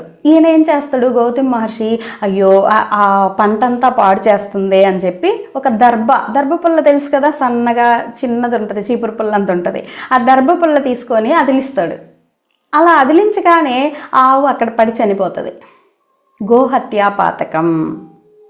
ఇంకా ఊరంతా స్ప్రెడ్ చేస్తాడు పీతాంబరుడు. చూడండి ఈ గౌతమ్ మహర్షి చాలా గొప్పవాడు అనుకున్నారు కదా, ఆవును చంపేశాడు, గోహత్య పాతకం చుట్టుకుంది కాబట్టి అతన్ని వెలెయ్యాలి. చూసారా ఫ్రెండ్స్, ఇక్కడ గౌతముడు పాపం చేసింది ఏమన్నా ఉందా? అలాగే మనం కూడా ఇతరుల అసూయలో ఇరుక్కుపోతూ ఉంటాం. దానివల్ల మనం కొన్ని ఫేస్ చేయాల్సి ఉంటుంది. మరి అలాంటి సందర్భంలో ఏం చేశాడో చూడండి. గౌతమ్ మహర్షి ఏం చేశాడు, అతన్ని వెలేస్తే అప్పుడు ధ్యానంలో కూర్చున్నాడు. ధ్యానంలో కూర్చొని, మహాదేవ నేనేం చేయగలను, ఇక్కడ నా తప్పేముంది, ఏమీ లేదు కదా, కానీ నాకు గోహత్య పాతకం అంటుకుంది అని చెప్పి సాధనలో వెళ్ళిపోతాడు. ధ్యానంలో కూర్చుంటాడు, మౌనంగా ఉంటాడు. అలా ధ్యానంలో కూర్చొని మహాదేవుణ్ణి ప్రత్యక్షం చేసుకుంటాడు. అప్పుడు మహాదేవుడు చెప్తాడనమాట, ఓకే, నీ ఈ గోహత్య పాతకం నుంచి నువ్వు బయటపడి ఏ జనాలైతే నిన్ను హేళన చేశారో, ఎవరైతే నిన్ను కలంకం అంటగట్టి పక్కన పడేశారో వాళ్ళు నిన్ను మళ్ళీ అభిమానిస్తారు. ఎలాగా అంటే, నువ్వు గంగని భూమి మీదకి తీసుకురా. ఇక్కడ ఉండే ప్రజలందరూ ఇబ్బంది పడుతున్నారు కదా వాటర్ లేక, సో నువ్వు ఆ గంగని తీసుకురా అని చెప్తారు. మళ్ళీ గంగ కోసం తపస్సు చేస్తాడు. ఆ గంగ కోసం తపస్సు చేసినప్పుడు గంగామాత, ఓకే నేను వస్తాను, కానీ నేను రావడానికి మరి శివుడు కావాలి కదా, ఆవిడ భూమి మీదకి రావాల్సిన ప్రతి ప్లేస్లోన శివుడు కావాలి, లేదంటే భూమి బద్దలవుతుంది. శివుడిని అడుగు అంటది. శివుడు ఓకే అంటారు. అలాగా మనకి మహారాష్ట్ర దగ్గర నాసికా త్రయంబకేశ్వర స్వామి ఉంటారనమాట. కొండ మీద చిన్న దారలాగా వస్తుంది అక్కడ గంగామాత. అలాగా గౌతమి నది అనమాట అది. గౌతమ మహర్షి ఆ విధంగా భూమి మీదకి ఆమెను తీసుకొస్తాడు. తీసుకొచ్చినప్పుడు ప్రజలందరూ, అయ్యో మేము నిన్ను అలా వెలేసినా సరే మా అందరి కోసం నువ్వు మంచి పని చేశావు, మా అందరి కష్టాన్ని తీర్చావు అని చెప్పి మళ్ళా ఆయనకి నమస్కరించడం, అతనికి గౌరవం ఇవ్వడం మొదలు పెడతారు. సో అసూయ నుంచి తప్పించుకోవటానికి ఆయన ఏం చేశారు? ఉన్నతంగా ఎదిగారు. వాళ్ళ మీద రాళ్ళు వేయలేదు ఫ్రెండ్స్. అయ్యో నన్ను ఇలా అన్నారే అని బాధపడలేదు. ఓకే, వాళ్ళ స్థితి అది కాబట్టి నేను వాళ్ళకి ఇంకా మంచి చేయాలి, కొంచెం మంచి చేశాను, జలస్ పడినారు, ఇంకా మంచి చేస్తాను, ఏదో ఒకరోజు తెలుసుకుంటారు అని చెప్పి ఇంకా ఉన్నతమైనటువంటి సేవ చేయడం మొదలుపెట్టాడు. ఆయన ఉన్నతంగా తీర్చిదిద్దుకోవడం మొదలుపెట్టాడు. సో జలస్తో ఉన్న వాళ్ళని మనం ఎదుర్కోవాలంటే గౌతమ మహర్షి చూపించినటువంటి దారిలో మనం వెళ్ళొచ్చు ఫ్రెండ్స్. ఇంకో చిన్న ఎగ్జాంపుల్ చెప్తాను. ఒక గద్ద ఉంటుంది. గద్ద హైలోకి వెళ్ళగలదు. అది కిందన ఫ్లై అవుతూ ఉంటుంది అనమాట. ఫ్లై అవుతూ ఉన్నప్పుడు ఒక కాకి వెళ్తుంది, వెళ్ళి దాన్ని ముక్కుతో పొడుస్తూ ఉంటుంది దానిపైన కూర్చొని. అప్పుడు గద్ద కాకిని ఏమీ అందు మాస్టర్స్. అదేం చేస్తుందంటే కొంచెం పైకి వెళ్తుంది, అయినా ఇంకా పొడుస్తుంటుంది, ఇంకా పైకి వెళ్తుంది, ఇంకా పైకి హైలోకి వెళ్ళిపోయిన తర్వాత అప్పుడు కాకి అక్కడ గాలి తక్కువైపోతుంది కదా, పైకి వెళ్ళే కొద్దీ దాన్ని గద్ద బ్యాలెన్స్ చేసుకోగలదు, కానీ కాకి బ్యాలెన్స్ చేసుకోలేదు. దాంతో ఏం చేస్తుందంటే ఆ కాకి ఈ గాలి లేకపోవడం వల్ల దానికి ఊపిరాడక కిందకు వచ్చేస్తుంది, కింద పడి చచ్చిపోతుంది. ఇక్కడ కాకిని ఏమన్నా అందా గద్ద? ఏం మాట్లాడలేదు, మౌనంగా దానిపైన అది చేసుకుంది. అది ఇంకా పైకి వెళ్ళిపోయింది అంతే. ఆటోమేటిక్గా కాకి దానంతట అదే వదిలి వెళ్ళిపోయింది. సో అలాగే మనం కూడా మన పనిలో మనం ముందుకెళ్ళాలి. జలస్తో ఉండే వాళ్ళందరి నుంచి మనము అయ్యో నన్ను ఇలా అన్నారే, అయ్యో నన్ను అలా అన్నారే అన్న భావన మైండ్లోకి రానివ్వకుండా మన పని మనం చేసుకుంటూ మన ఎదుగుదల మీద మనం దృష్టి పెట్టాలి. అప్పుడు ఈ కలంకం నుంచి, ఇతరుల అసూయ నుంచి వచ్చేటువంటి కలంకం నుంచి మనం బయటపడిపోతాం ఫ్రెండ్స్. ఓకే, నెక్స్ట్ ఇంకా ఎగతాళి, చిన్న చూపు. పక్కన వాళ్ళు మనల్ని ఎగతాళి చేస్తారు, చిన్న చూపు చూస్తారు. అదేంటి నువ్వు అలాగున్నావు, ఇలాగున్నావు, ఏంటి అలా చేస్తున్నావు, ఇలా చేస్తున్నావు, మాట్లాడుతుంటారు కదా. అలాంటి సిచ్యువేషన్లో మనం దాన్ని ఏ విధంగా దాటాలి, దీన్ని అర్థం చేసుకోవడానికి నేను ఒక స్టోరీ తీసుకున్నాను. అదేంటంటే శకుంతల దుష్యంతుడు. ఇది మనందరికీ తెలిసిందే. మేనక విశ్వామిత్రుడికి ఒక బిడ్డ పుడుతుంది. ఆమె శకుంతల దేవికి చిన్నప్పుడే ఇంకా పేరెంట్స్ వదిలేసి వెళ్ళిపోతారు. చాలా ఒంటరిగా బతుకుతుంది. అయితే ఆ టైంలోన శాకుంతలం అనే పక్షులు కణ్వ మహర్షి దగ్గరికి తీసుకెళ్ళి ఆశ్రమంలో వదిలిపెట్టడం, ఆ ఆశ్రమంలో తను పెరిగి పెద్ద అవ్వడం జరుగుతుంది.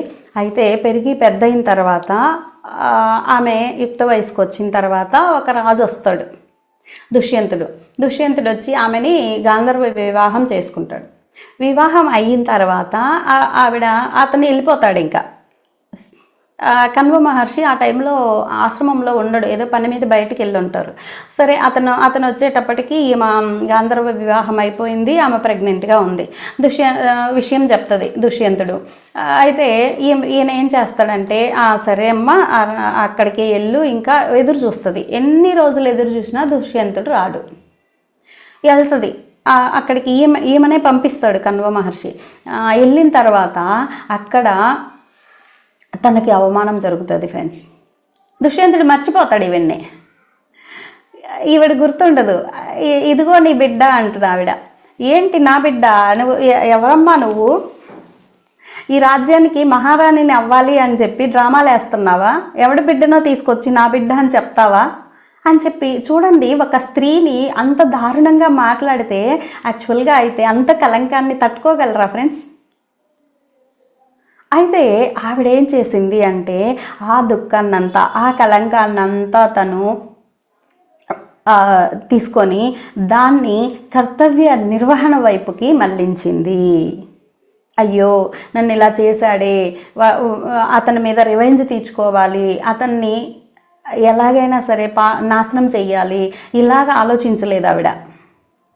ఓకే, నాకు యూనివర్స్ అతని ద్వారా ఒక బిడ్డనిచ్చింది, ఆ బిడ్డని నేను పెంచి పెద్ద చేసి ప్రయోజకుణ్ణి చెయ్యాలి, తన తండ్రిలాగా అవ్వద్దు, ధర్మపాలనలో ఉండాలి. చూసారా ఫ్రెండ్స్? అలాగా ఆవిడేం చేసిందంటే తన కర్తవ్య నిర్వహణలో నిమగ్నం అవ్వడం మొదలుపెట్టింది. మనకి కూడా కొన్ని సిచ్యువేషన్స్ వస్తూ ఉంటాయి. మన దగ్గర డబ్బు లేదనో, లేకపోతే మన దగ్గర మనం అందంగా లేమనో, లేకపోతే ఇంకా ఇలాంటి ఆస్తులు లేవని మన బంధువులు వాళ్ళు మనల్ని వెలేసిన రోజులు లేవా? ఆస్తులు లేవని తక్కువ చూపులు చూసిన రోజులు లేవా? ఎగతాళి చేసిన రోజులు లేవా? వాటన్నిటినీ పట్టుకొని అయ్యో వాళ్ళు నన్ను అవమానించారే. ఎంతోమందికి పుట్టింటి వాళ్ళే అవమానించిన సందర్భాలు ఉంటాయి.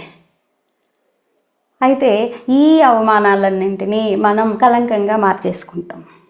ఈ కలంకాలన్నింటినీ పెట్టుకొని దుఃఖంలోకి వెళ్ళిపోతాం. ఇంకేమీ చెయ్యని నిస్సహాయ స్థితిలో, ఒక అభద్రతా భావంలో ఉండిపోతాం. కానీ ఇక్కడ ఆమె శకుంతల మాత మనకేం నేర్పిస్తుంది అంటే, నీ కర్తవ్యాన్ని నువ్వు నిర్వర్తించు. నీ కర్తవ్యంలో నువ్వు ఎప్పుడైతే విన్ అవుతావో, నీ కర్తవ్యంలో నువ్వు ఎప్పుడైతే బిజీ అయిపోతావో అప్పుడు వాళ్ళంతటా వాళ్ళే వస్తారు. ఫైనల్గా వస్తాడు కదా దుష్యంతుడు. అయ్యో ఇతను నా బిడ్డ అనుకొని వస్తాడు, ఆ బిడ్డను తీసుకెళ్తాడు. అతనే భరతుడిని చక్రవర్తిని చేస్తాడు తర్వాత. సో ఎంత గొప్పగా పెంచుతుంది ఆ బిడ్డని అంటే, తన తండ్రే నా బిడ్డ నాకు కావాలి అనుకునేలాగా పెంచుతుంది. సో అలాగే మనం కూడా ఒక ఎగతాళికి, ఒక చిన్న చూపుకి బలైపోకుండా, ఆ కలంకాలని అలా మోసుకుంటూ దుఃఖంలోకి వెళ్ళిపోకుండా మన కర్తవ్యం మీద మనము దృష్టి సారించినప్పుడు మనం విన్ అవుతాం ఫ్రెండ్స్. మనల్ని ఎవరైతే ఎగతాళిగా చూశారో, చిన్న చూపు చూశారో అలాంటి వాళ్ళే మళ్ళీ మన దగ్గరికి వెతుక్కుంటూ వచ్చేటువంటి సిచ్యువేషన్స్ మనకి వస్తాయి. నెక్స్ట్ ఇంకొక రకమైన కలంకాలు. ఇవన్నీ ఇతరుల అహం నుంచి వచ్చాయి. వీటిని మనం తప్పించుకోలేము, ఎందుకంటే అవతల వాళ్ళని మనం ఏం చేయలేం కదా. అవతల వాళ్ళ మైండ్ని మనం ఎలా మార్చగలం? సో వాటి నుంచి ప్రొటెక్షన్ తీసుకోవడం, వాటి నుంచి బయటపడడం, ఇవి మనం చేయగలుగుతాం, వాళ్ళని ఆపలేం. సో ఇతరుల అవగాహన లోపం వల్ల మనల్ని సరిగ్గా అవగాహన చేసుకోలేరు, అవగాహన లోపం ఉంటుంది. దీనికి ఎగ్జాంపుల్ చెప్పాలంటే శ్రీకృష్ణుడు అంతటి వాడే, పరమాత్ముడు అంతటి వాడే శత్రుజిత్తు చేతిలో సమంతకమణి దొంగలించావు అని ఒక కలంకాన్ని పెట్టుకున్నాడు. ఇచ్చాడా లేదా కలంకాన్ని? శత్రుజిత్తు, ఇదిగో నా దగ్గర అది సమంతకమణి ఉంది, ఆ సమంతకమణిని ఆ రోజు నువ్వు నన్ను అడిగావు, ఇప్పుడు నా దగ్గర కనపడట్లేదు అంటే నువ్వే దొంగలించావు. కలంకం కాదా ఫ్రెండ్స్? ఇది ఎంత పెద్ద కలంకం. సో ఈ కలంకాన్ని దాటడానికి కృష్ణుడు ఏం చేశాడు? ఆ పరిస్థితుల్ని అవగాహన పరిచాడు. ఏడుస్తూ కూర్చోలేదు, అయ్యో నా మీదే ఇంత కలంకం వేస్తావా అని చెప్పి బాధపడలేదు, దుఃఖపడలేదు. ఓకే, ఏదో ఒక రోజుకి కాలం దారి చూపిస్తుంది, అతను ఎందుకు అలాగన్నాడో ఏంటో, ఆ పరిస్థితులే మళ్ళీ మారుతాయి అని దాన్ని ఎలా నిరూపించుకోవాలి అని ఆ పరిస్థితుల్ని ఆ ఎదుటి వ్యక్తికి అవగాహన పరిచాడు. ఎలాగా ఇతను ఎత్తుక్కుంటూ వెళ్ళాడు. అక్కడ ఒక సింహము అతని తమ్ముడిని చంపేసి దాన్ని తీసుకొని ఉంది. ఆ సింహాన్ని చంపేసి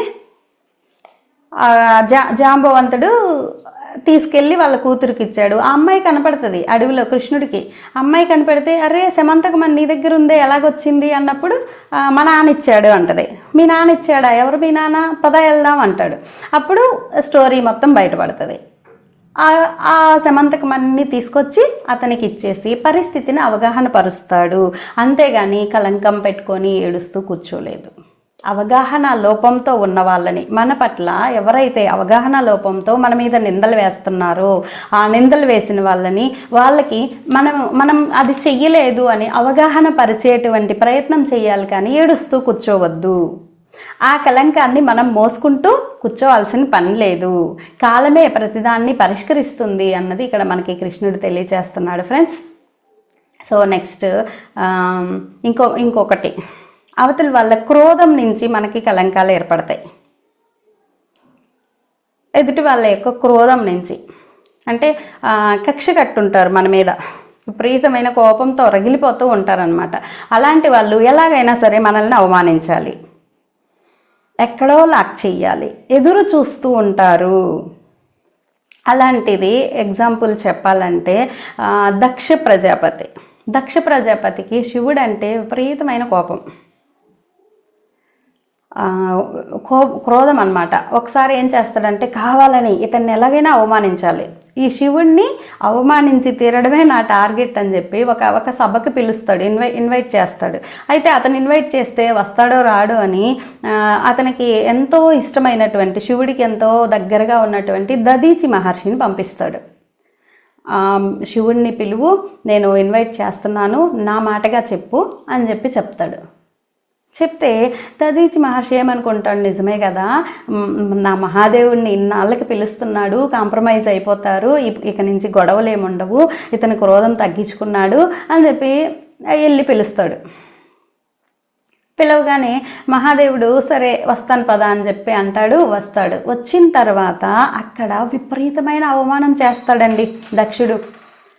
దదీచి మహర్షి స్వామి వస్తున్నారు కదా అని చెప్పి ఒక మంచి ఆసనం రెడీ చేస్తాడు. ఆసనం రెడీ చేసి దక్షిణ్ని అడుగుతాడు, ఎలా ఉంది, బాగుంది కదా అని అందరిని అడుగుతాడు. చాలా బాగుంది, చాలా బాగుంది అంటాడు.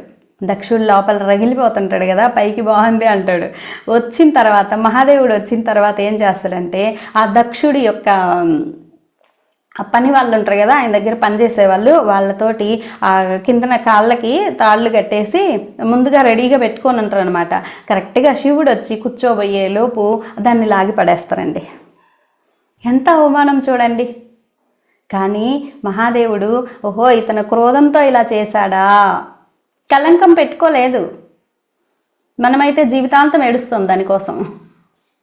ఎవరన్నా చిన్న అవమానం చేస్తే లైఫ్ లాంగ్ ఏడుస్తూనే కూర్చుంటాం. ఆ రోజు అలా జరిగింది, ఆ రోజు ఇలా జరిగింది, ఇదే బాధపడుతూ ఉంటాం. సో ఇలాగా చేసినప్పుడు స్వామి ఏం చేశారంటే, ఇంకా అలా చేసిన తర్వాత మళ్ళీ ఊరికే ఉండలేదు. అసలు ఎంత నీచంగా మాట్లాడతాడంటే, ఎవరు నిన్ను పూజించకూడదు, ఎందుకంటే నువ్వు శ్మశానంలో ఉంటావు, కపాలంలో తింటావు, నువ్వు అసలు సభ్య సమాజంలో పనికిరావు, ఇలాగ మాట్లాడతాడండి పిలిచి. మహాదేవుడు కామ్గా చిరునవ్వు నవ్వుకుంటా వెళ్ళిపోతుంటాడు. దదీచి మహర్షి క్షమాపణ అడుగుతాడు. ఆయన కలంకం ఏర్పరచుకుంటాడు. అయ్యయ్యో నేను మహాదేవుడిని పిలవడం వల్లే కదా ఇంత జరిగింది, సో నేను తప్పు చేశాను మహాదేవా, నేను చాలా పెద్ద తప్పు చేశానయ్యా, నన్ను క్షమించయ్యా అని ఏడుస్తాడు. అప్పుడు మహాదేవుడు చెప్తాడు, ఏం పర్వాలేదు, అతను క్రోధంలో ఉన్నాడు కాబట్టి దానికోసం నువ్వు ఎక్కువ ఆలోచించకు అని చెప్పి దదీచి మహర్షి ఏ కలంకాన్ని అయితే ఫీల్ అవుతూ ఉన్నారో ఆ కలంకాన్ని మహాదేవుడే క్లియర్ చేస్తాడండి. సో మనకి కూడా క్రోధంతో ఎవరైతే మన మీద నిందలు వేస్తూ ఉంటారో, అవమానిస్తూ ఉంటారో, అలాంటి వాళ్ళకి మనకి వంశీ సార్ ఎప్పుడు చెప్తుంటారు కదా, కాకి రెట్టేస్తే ఏం చేస్తాం, తుడిచేసుకొని వెళ్ళిపోతాం. అంతేగాని ఈ కాకి ఎవరు, ఎందుకు నా మీద రెట్టేసింది, ఈ కాకిని ఏం చెయ్యాలి, ఇలా ఆలోచించరు కదా. అలాగా మహాదేవుడు అంత సింపుల్గా వెళ్ళిపోతాడు. సో మనం ఎవరైతే అలాగా ఉన్నారో అలాంటి వాళ్ళని మనము ఈ కాకిలాగా, ఒక కాకి రెట్టేస్తే ఎలా చేస్తామో అలాగా దులుపుకొని వెళ్ళిపోవడమే. అది ఇక్కడ మహాదేవుడు మనకి నేర్పిస్తున్నాడు ఫ్రెండ్స్. సో ఇంకొకటి ఇతరుల ద్వేషం, అలాగే క్రోధం నుంచి మహాదేవుడు అలా ప్రొటెక్ట్ చేసుకున్నాడు. ఇతరుల ద్వేషం నుంచి, ఈ ద్వేషం కూడా మనల్ని కలంకాలని సృష్టించేలాగా చేస్తుంది. దీనికి ఎగ్జాంపుల్ ఎవరంటే దుర్యోధనుడు. మన పంచపాండవులకి రాజ్యం లేకుండా చేసి ఒక లక్క ఇల్లు గిఫ్ట్ ఇచ్చి పంపిస్తారా? పంపించిన తర్వాత ఆ లక్క ఇంటిని తగలబెట్టేస్తారా?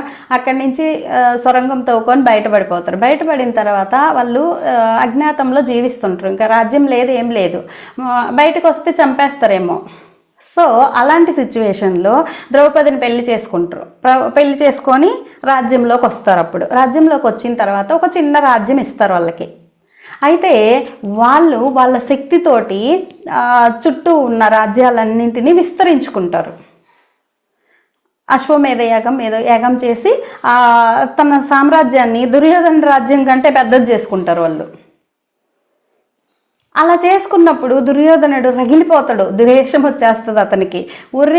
నేను ఏం లేకుండా చెయ్యాలనుకొని వీళ్ళని ఇలాగ చేస్తే వీళ్ళేంటి నాకంటే పెద్ద రాజ్యం సంపాదించారే, రగిలిపోతాడు. రగిలిపోయి ఎలాగైనా సరే అవమానించాలి. మనందరికీ తెలిసిందే, జూదంకి రమ్మంటాడు. ద్రౌపదికి మహా అవమానం, మహాకలంకం. ద్రౌపది వస్త్రాపహరణం ఎంత పెద్ద కలంకం. ఆవిడ ఏడుస్తూ ఉంటుంది బయటకు వచ్చి, అయ్యో నాకు ఎంత పెద్ద కలంకం, నన్ను ఎంత అవమానించారు. ఏడుస్తూ ఉంటే కృష్ణుడు వస్తాడు. ఓకే, జరిగింది ఏదో జరిగింది, దాన్నే పదే పదే గుర్తు చేసుకొని ఎందుకు ఏడుస్తున్నావు నువ్వు, దాన్ని వదిలేయి. ఎలాగ కృష్ణ వదిలేసేది? ఎంత అవమానం, ఎంత కలంకం, నా వల్ల కావట్లేదు కృష్ణ. అప్పుడు క్షమించేయి అని చెప్తాడు. సో ఇతరుల ద్వేషంతో మనకి ఏర్పరిచినటువంటి కలంకాన్ని క్షమించాలి. ఎందుకంటే వాళ్ళ కోసం కాదు క్షమించేది. ఇప్పుడు మనం క్షమించలేదనుకోండి, ద్రౌపది క్షమించలేదు, రగిలిపోతూ ఉంది, బాధపడుతూ ఉంది. దుర్యోధనుడికి ఏంటి, హ్యాపీగా ఉన్నాడు, రాజ్యంలో అట్టహాసంగా ఉన్నాడు. ఈమె కదా ఏడుస్తుంది ఇక్కడ. ఎందుకు ఏడుస్తుంది? అతను చేసిన అవమానాన్ని మనసులో పెట్టుకొని ఏడుస్తూ ఉంది. ఎప్పుడైతే అతన్ని క్షమించేశాడో అప్పుడు ఆ మనసులో నుంచి అతను వెళ్ళిపోతాడు కదా, అప్పుడు ఈవిడ హ్యాపీగా ఉంటుంది కదా. సో క్షమించాల్సింది వాళ్ళ కోసం కాదు ఫ్రెండ్స్. వాళ్ళు ఎంత మొదనష్టపోళ్ళైనా కానివ్వండి, ముందు మన హృదయం తేలిక చేసుకోవడం కోసం, మనల్ని మనం ప్రొటెక్ట్ చేసుకోవడం కోసం మనము వాళ్ళని క్షమించాలి. క్షమించడం అంత ఈజీ అండి? కాదు. సో వాళ్ళ ఆత్మస్థితి అది. వాళ్ళు చాలా తక్కువ స్థాయిలో ఉన్నారు. మనల్ని అంతలా ద్వేషంతో అవమానించారు అంటే వాళ్ళు చాలా తక్కువ, వాళ్ళు చిన్నవాళ్ళు. కాబట్టి ఏదో ఒక రోజుకి తెలుసుకుంటారులే. ఏ టైం వచ్చినప్పుడు వాళ్ళకి గుణపాఠం తెలియచేద్దాం. అప్పటిదాకా మనం ఎందుకు సఫర్ అవ్వాలి? టైం వస్తుంది, ఏదో ఒక రోజు వాళ్ళకి అవగాహన పరిచే టైం వస్తుంది. కాబట్టి ప్రస్తుతానికి క్షమించేద్దాం, అలాగని పూర్తిగా వదిలేయాలని కాదు. ముందు మనల్ని మనం ప్రొటెక్ట్ చేసుకోవాలి కాబట్టి క్షమించేద్దాం. సో ఇతరుల ద్వేషం నుంచి వచ్చేటువంటి కలంకాలని మనము క్షమించడం ద్వారా బయటపడతాం. దీనికి రియల్ స్టోరీ అండి. ఒకసారి ఏమైందంటే, మా రిలేటివ్స్ అన్నమాట, వాళ్ళకి పెళ్ళి సెట్ అయింది. ముందు పెళ్ళి చేసుకోవాలి అనుకున్నారు, కానీ అది మేము చేసుకోము అని చెప్పి అలాగైంది. ఏదో పెద్ద గొడవ అయింది, ఫ్యామిలీకి గొడవ అయింది, అక్క తమ్ముళ్ళు అనమాట. గొడవ అయిన తర్వాత వాళ్ళ అబ్బాయికి వేరే పెళ్లి సంబంధం మాట్లాడుకుని ఉన్నోళ్ళు ఊరుకుండొచ్చుగా, మేనమామ రాకపోతే ఎట్లా అని అతన్ని పిలిచారు, వాళ్ళ తమ్ముడిని పిలిచారు. ఆమె తమ్ముడిని పిలిస్తే, మరి అక్క పిలిచింది కదా, మేనల్లుడు పెళ్ళికి వెళ్ళాలి కదా అని చెప్పి గిఫ్ట్లు ఏయో తీసుకొని వెళ్ళాడు. అక్కడికి వెళ్ళి కరెక్ట్గా పెళ్ళి అయిపోయిన తర్వాత ఆ గిఫ్ట్లు ఇస్తూ ఉన్న టైంలో, అప్పటిదాకా కామ్గా, అంటే మాట్లాడలేదు, వెల్కమ్ కూడా చెప్పలేదు, అయినా సరే ఓకేలే అనుకుని కూర్చున్నాడు. కరెక్ట్గా గిఫ్ట్ ఇచ్చే టైంకి ఆ గిఫ్ట్ తీసుకొని మొహం మీద విసిరేశారండి. ఎలా ఉంటుంది చెప్పండి? సో ఇద్దరు అన్నదమ్ములు వెళ్ళారు అక్క కొడుకు పెళ్ళికి. ఈ ఇద్దరు అన్నదమ్ముల్లో తమ్ముడేమో ఓకే వాళ్ళని క్షమిస్తున్నాను అని మన ఫార్ములాని వాడాడు. వాడి వాళ్ళని క్షమించేసి ఇతను దాన్ని పదే పదే రిపీట్ చేసుకోకుండా సేవ్ అయిపోయాడు. అన్న ఉన్నాడు కదా, ఇద్దరు అన్నదమ్ముళ్ళు వెళ్ళారు కదా, అన్న ఏం చేశాడు, ఈ ద్వేషాన్ని వాళ్ళు కావాలనే అవమానించారు, మనల్ని కావాలనే పిలిచి ఇలా చేశారు అని మళ్ళీ మళ్ళీ గుర్తు చేసుకొని మానసికంగా బెంగపడి చివరికి సూసైడ్ చేసుకొని చనిపోయాడండి. సో ఈరోజు ఆ తమ్ముడు ఎప్పుడైతే తనని తను ప్రొటెక్ట్ చేసుకున్నాడో, క్షమించేయడం వల్ల తనని తను ప్రొటెక్ట్ చేసుకొని ఈరోజు మళ్ళీ తమ్ముడు కోసం పరిగెత్తుకుంటూ వచ్చి క్షమాపణలు చెప్పే క్షణాలు వచ్చాయి. చూసారా? సో ఇతరుల యొక్క ద్వేషం నుంచి వచ్చేటువంటి కలంకాలని మనము క్షమ ద్వారా బయటపడాలి. లేదంటే మనమే కదా నాశనం అవుతాం, మనమే కదా మనల్ని మనం ఇబ్బంది పెట్టుకుంటాం. సో ఇతరుల చర్యల వల్ల ఏర్పడేటువంటి ఈ కలంకాలన్నింటినీ ఇలా బయటపడచ్చు. ఒకటి, అసూయ నుంచి వచ్చే వాటిని మనం ఉన్నతంగా ఎదగడం ద్వారా, ద్వేషం నుంచి వచ్చే వాటిని క్షమ ఇవ్వడం ద్వారా, ఎగతాళి చిన్న చూపు నుంచి వచ్చే వాటిని మన కర్తవ్యంలో మనం నిండిపోవడం ద్వారా, అవగాహన లోపం వల్ల ఇచ్చేటువంటి కలంకాలని పరిస్థితుల్ని అవగాహన పరచడం ద్వారా, క్రోధం నుంచి వచ్చేటువంటి కలంకాలని లైట్ తీసుకోవడం వల్ల, కాకి రెట్టేసింది అనుకో అన్నట్టు లైట్ తీసుకోవడం, ఇలాగా మనం ఆ కలంకాల నుంచి బయటపడచ్చండి. నెక్స్ట్ మనకి మనం ఏర్పరచుకునే కలంకాలు ఈ చాలా పెద్దవి, ఈ ఎక్కువ వేసుకుంటాం అన్నమాట. సో ఫస్ట్ ఆఫ్ ఆల్ మనము ఎక్కడ మనకి మనం కలంకం ఏర్పరచుకుంటామంటే, గతంలో మన వల్ల జరిగిన తప్పుల్ని పదే పదే గుర్తు చేసుకొని బాధపడతాం. గతంలో మన వల్ల జరిగిన తప్పుల్ని పదే పదే గుర్తు చేసుకుంటాం, బాధపడుతూ ఉంటాం. అయ్యో నేను ఆ రోజు ఇలా చేసి ఉండకూడదే, అయ్యో నేను ఈ రోజు ఇలా చేసి ఉండకూడదే, ఇలాగా బోల్డ్ అన్ని. ఫర్ ఎగ్జాంపుల్, ఒక తల్లి బిడ్డకి పెళ్లి చేస్తుంది. ఆ బిడ్డ అక్కడ కష్టపడుతూ ఉంటుంది, బాధపడుతూ ఉంటుంది. అయ్యో నా బిడ్డకి పెళ్లి చేసి ఉండకూడదే, నేను ఎందుకు అలా చేశాను అని తలబాదుకుంటుంది. దానికి రెమెడీస్ ఎతకదు, ఎలా సెట్ చేయాలి అని కాదు. ఆ రోజు నేను అలా చేసి ఉండకూడదు, ఇంత మొదలష్టపోవడానికి ఆ రోజు తెలియలేదు, ఇలాగా బాధపడుతుంది.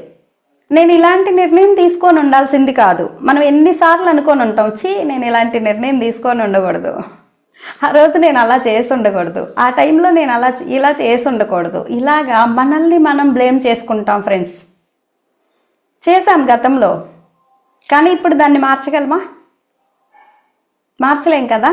కానీ దాన్నే గుర్తు చేసుకొని నేను ఆ రోజు అలా చేసి ఉండకూడదు. ఒక స్త్రీ ఉంది, ఒక ఆమె కౌన్సిలింగ్కి వచ్చింది. ఆవిడ వాళ్ళ కొడుకు చనిపోయాడు, హెల్త్ ఇష్యూ వచ్చింది, చనిపోయాడు. ఆవిడ హాస్పిటల్కి తీసుకెళ్ళింది, చాలా ట్రీట్మెంట్ చేయించింది, అయినా బతకలేదు. పక్కన వాళ్ళు ఎవరో అన్నారు, నువ్వు ఆ హాస్పిటల్కి కాకుండా ఇంకొక హాస్పిటల్కి తీసుకెళ్ళి ఉండాల్సింది కదా, నీ బిడ్డ బతికుండేవాడేమో కదా. అంతే, అయ్యో నా బిడ్డను నేనే చంపుకున్నాను, ఆ హాస్పిటల్కి కాకుండా ఇంకా బెటర్ హాస్పిటల్కి తీసుకెళ్ళి ఉంటే నా బిడ్డ బతికుండేవాడేమో, కుంగిపోతుంది, బాధపడుతుంది, నా చేతులారా నా బిడ్డను చంపుకున్నాను. చూసారా ఫ్రెండ్స్, మనకి మనం ఏర్పరచుకునేటువంటి కలంకాలు ఇవన్నీ. నేను ఈ జాబ్లో జాయిన్ అవ్వకుండా ఉండాల్సింది, వేరే బెటర్ జాబ్ ఎంచుకోవాల్సింది, ఇలాగా బోల్డ్ అన్ని. రోజుకి కనీసం ఒక 5-6 అనుకుంటాం, నేను అప్పుడు అలా చేసి ఉండొద్దు, ఇప్పుడు ఇలా చేసి ఉండొద్దు అనుకుంటామా లేదా? ఇవన్నీ మనకు మనం పెట్టుకునే కలంకాలు ఫ్రెండ్స్. దీనికి ఎగ్జాంపుల్ చెప్పాలంటే, కైకేయి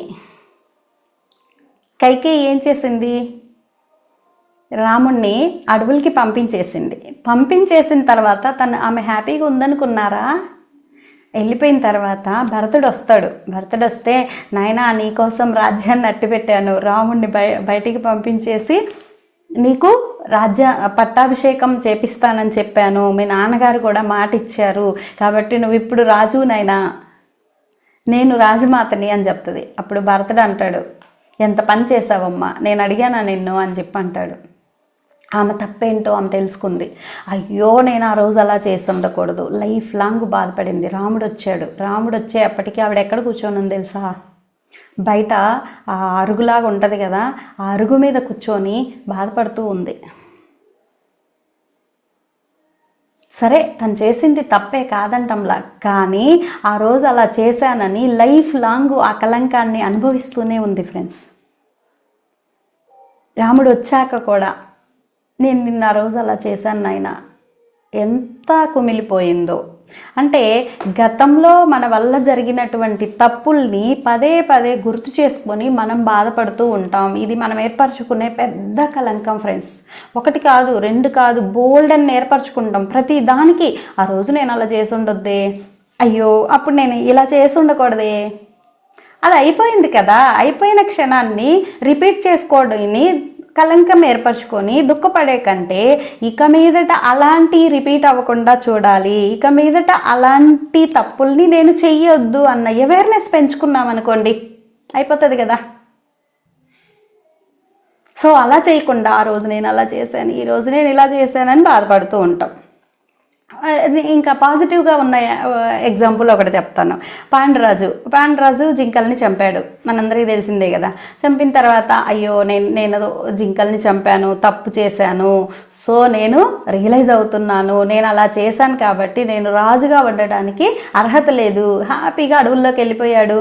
అతను చేసిన ఆ కలంకానికి పరిష్కారం ఎత్తుక్కున్నాడు ఫ్రెండ్స్. పరిష్కారం ఎత్తుక్కొని హ్యాపీగా జీవించాడు. ఈమెమో ఇక్కడ పరిష్కారం ఏమీ ఎత్తుక్కోకుండా నేను ఆ రోజు అలా చేశానని దుఃఖంలో మునిగిపోయింది.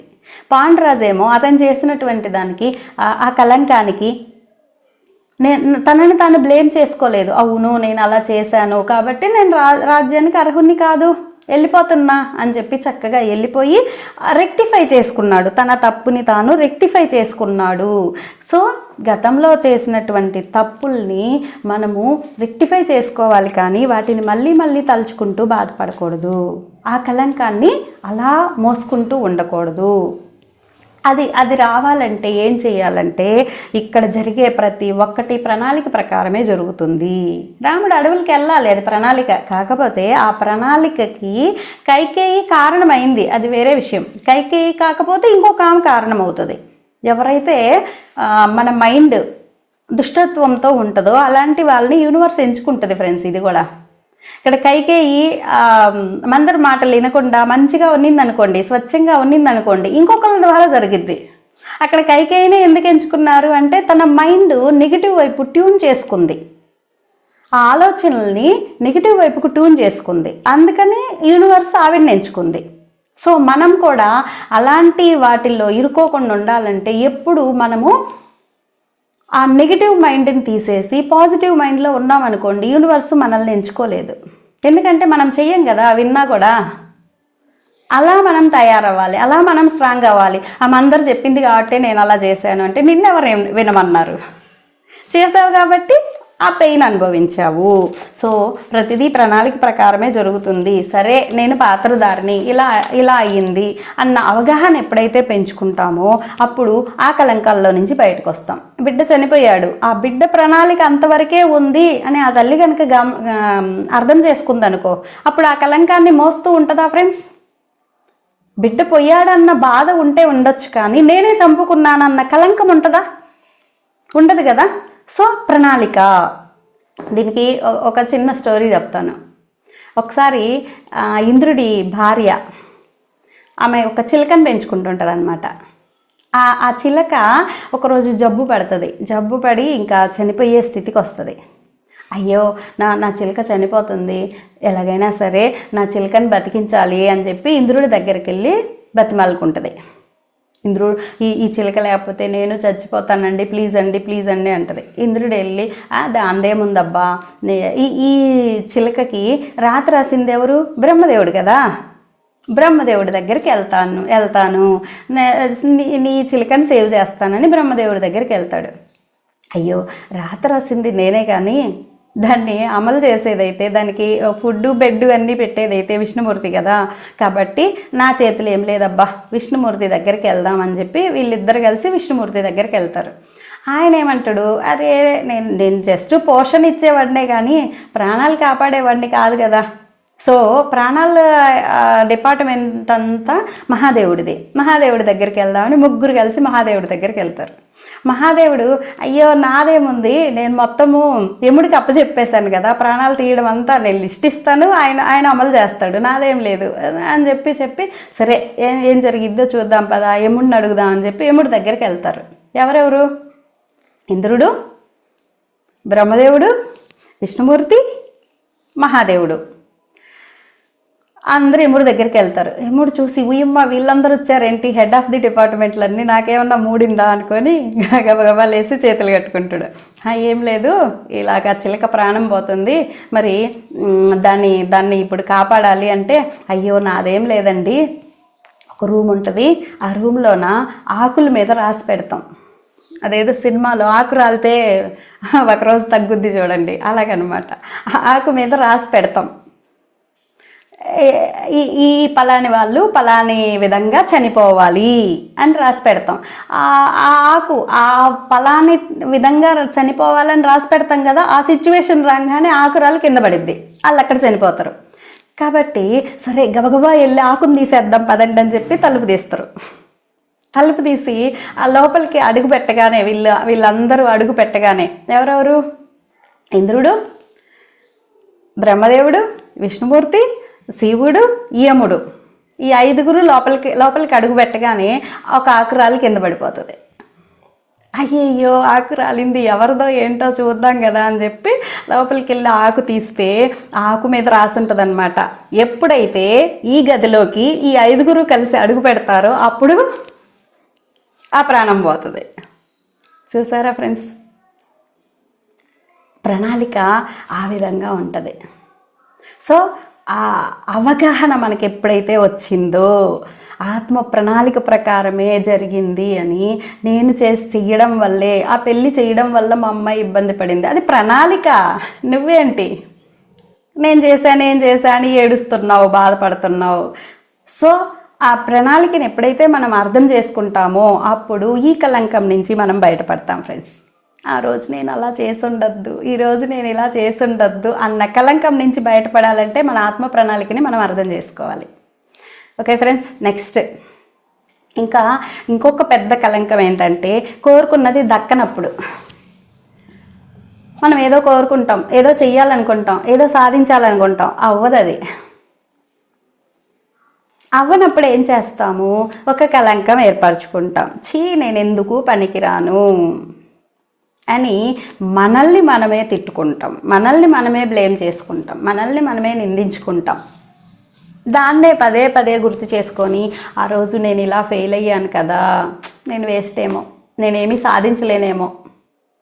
ఎంతమంది అండి ఇలాగా సూసైడ్ చేసుకునేవాళ్ళు? నేనేమీ సాధించలేకపోయాను అని సూసైడ్ చేసుకునేవాళ్ళు. ఒక లవ్ ఫెయిల్యూర్ అయ్యాడు, అమ్మాయిని నేను సాధించుకోలేకపోయా, ఒకటి ఆ పిల్లని చంపుతాడు, లేకపోతే వాడు చస్తాడు. ఎందుకు? కోరుకున్నది దక్కలేదు. ఇలాంటి కలంకం వల్ల, కోరుకున్నది దక్కకపోవడం వల్ల ఏర్పరచుకునేటువంటి కలంకం వల్ల హత్యలు, ఆత్మహత్యలు, వీటన్నిటి వల్ల ఫ్రెండ్స్ మనకు ఇందాక వంశీ సార్ చెప్పినట్టు ఒక నిమిషానికి ఇంతమంది చచ్చిపోతున్నారు, నేను నిమిషం లెక్కేశారు కదా సారు. ఈ కలంకాలన్నింటి వల్లే మన వాళ్ళు నిమిషానికి ఒకరు సూసైడ్ చేసుకుంటూ ఉన్నారు. సో ఎప్పుడైతే కోరుకున్నది దక్కలేదు అని మనం డిప్రెషన్లోకి వెళ్తామో, బాధపడతామో, మనల్ని మనం తక్కువ చేసుకుంటామో, ఆ కలంకం ఏర్పరచుకుంటామో, వెంటనే మనము నక్క కథలోకి వెళ్ళిపోవాలి. నక్క కథని గుర్తు చేసుకోవాలి. తెలుసు కదా మనకి, ద్రాక్ష పళ్ళు అందని ద్రాక్షాలు పొల్లన.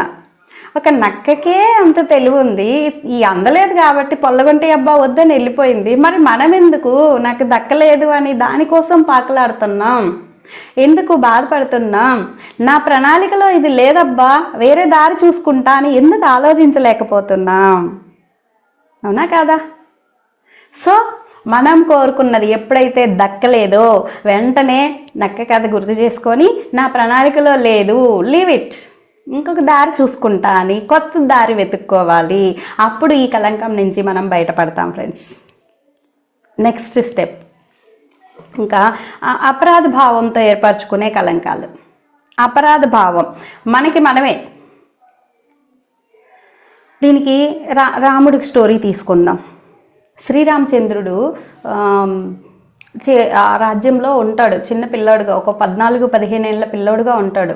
ఉన్నప్పుడు ఏం చేస్తాడంటే, ఈయన విశ్వామిత్ర మహర్షి వస్తాడు. వచ్చి దశరథ మహారాజును అడుగుతాడు, అయ్యా మేము యజ్ఞయాగాదులు చేసుకోవడానికి చాలా కష్టంగా ఉంది, అక్కడ రాక్షసులు ప్రబలిపోయి ఉన్నారు, వాళ్ళ వల్ల మేము చాలా ఇబ్బందులు పడుతున్నాం, బాధలు పడుతున్నాము, కాబట్టి వాళ్ళ నుంచి మా యొక్క యాగాల్ని రక్షించడం కోసం నువ్వు రాముడిని మాతో పంపించాలండి అని అడుగుతాడు.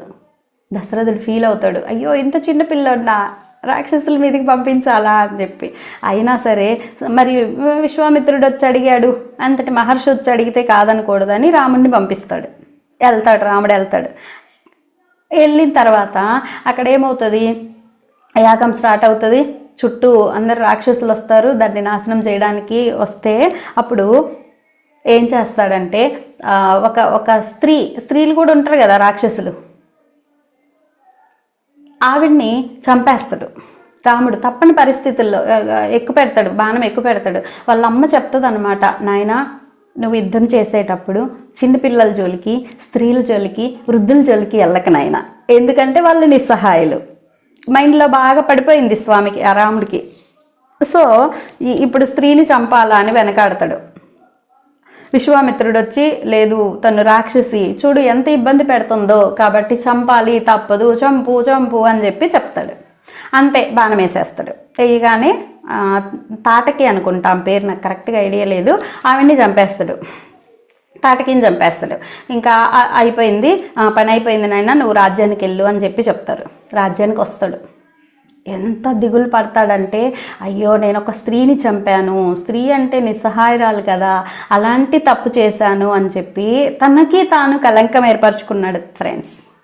అపరాధ భావంతో, నేను తప్పు చేశాను అన్న భావంతో కలంకం ఏర్పరచుకుంటే అప్పుడు దశరథ మహారాజు చూస్తాడు, అయ్యో నా బిడ్డ ఏంటి ఇంత బాధపడుతున్నాడు, ఇంత బెంగలో ఉన్నాడు, ఎంత కలంకం ఏర్పరచుకున్నాడు, ఎంత దుఃఖంలో ఉన్నాడు అని చెప్పి అప్పుడు వశిష్ఠ మహర్షి దగ్గరికి పంపిస్తాడు. వశిష్ఠ మహర్షి దగ్గరికి వెళ్ళి తలుపు తడతాడంటండి. తలుపు తడితే, ఎవరినైనా నువ్వు అంటే, అది తెలుసుకుందామనే వచ్చాను అంటాడంట శ్రీరాముడు.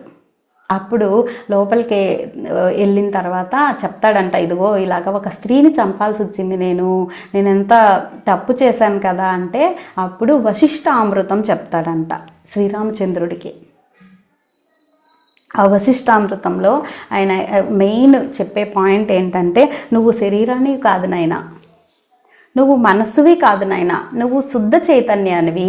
అక్కడ నువ్వు ధర్మాన్ని కాపాడాల్సిన పరిస్థితి వచ్చింది కాబట్టి నువ్వు ఆమెను చంపావు, కాబట్టి అది నిమిత్త మాత్రంగా జరిగింది. నువ్వు చైతన్యానివి కాబట్టి నువ్వు చైతన్య స్థితిలో ఉండి చూడు, అప్పుడు నీకు అర్థమవుతుంది, ఈ కలంకం తొలగిపోతుంది అని చెప్తాడు. అప్పుడు సాధనని ఇస్తాడు. అదంతా ఆ టైంలోనే వెళ్తాడు రాముడు తన దగ్గరికి, వశిష్ఠ మహర్షి దగ్గరికి. అప్పుడు వశిష్ఠామృతం అన్న గొప్ప అమృతం మనకి ఇవ్వబడింది. దానిలో మొత్తం అదే చెప్తారు ఫ్రెండ్స్. టోటల్గా నువ్వు శరీరానివి కాదు, నువ్వు మనసువి కాదు, నువ్వు శరీరంతో మనసుతో కనెక్ట్ అయ్యి ఉండిపోవడం వల్ల నీకు దుఃఖం కలుగుతుంది అని చెప్తారనమాట అక్కడ. సో ఒక 2 minutes మీరు ఏర్పరచుకున్న కలంకాలు రాస్తారా? సరే, ఇంకా కొన్ని కలంకాలు ఉన్నాయి, చెప్తాను. ఊహాగానాల ద్వారా ఇవి కూడా కంప్లీట్ చేసి మనం హోంవర్క్ స్టార్ట్ చేద్దాం. ఊహాగానాలు, మనం కొన్ని ఊహాగానాలు చేస్తాం. ఇది నేనే అంతా చేసేస్తున్నా, అంతా నా వల్లే జరిగిపోతుంది. దీనికి ఎగ్జాంపుల్ చెప్పాలంటే అర్జునుడినే తీసుకోవాలి. ఈరోజు గీత వచ్చిన రోజు కదా, అర్జునుడు మహాభారత సంగ్రామానికి వెళ్తాడు. వెళ్ళిన తర్వాత ఎంతో వేదన పడతాడు. అయ్యో నా తాతను చంపాలా, అయ్యో నా కురువుని చంపాలా, ఇక్కడ ఉండేటువంటి అమాయకుల అందరినీ, ఆ సేనానులందరినీ చంపితే వాళ్ళ భార్యలు ఏమైపోతారో తెలుసు కదా మనందరికీ. ఇది విషాద యుగంలో అన్నీ అదే.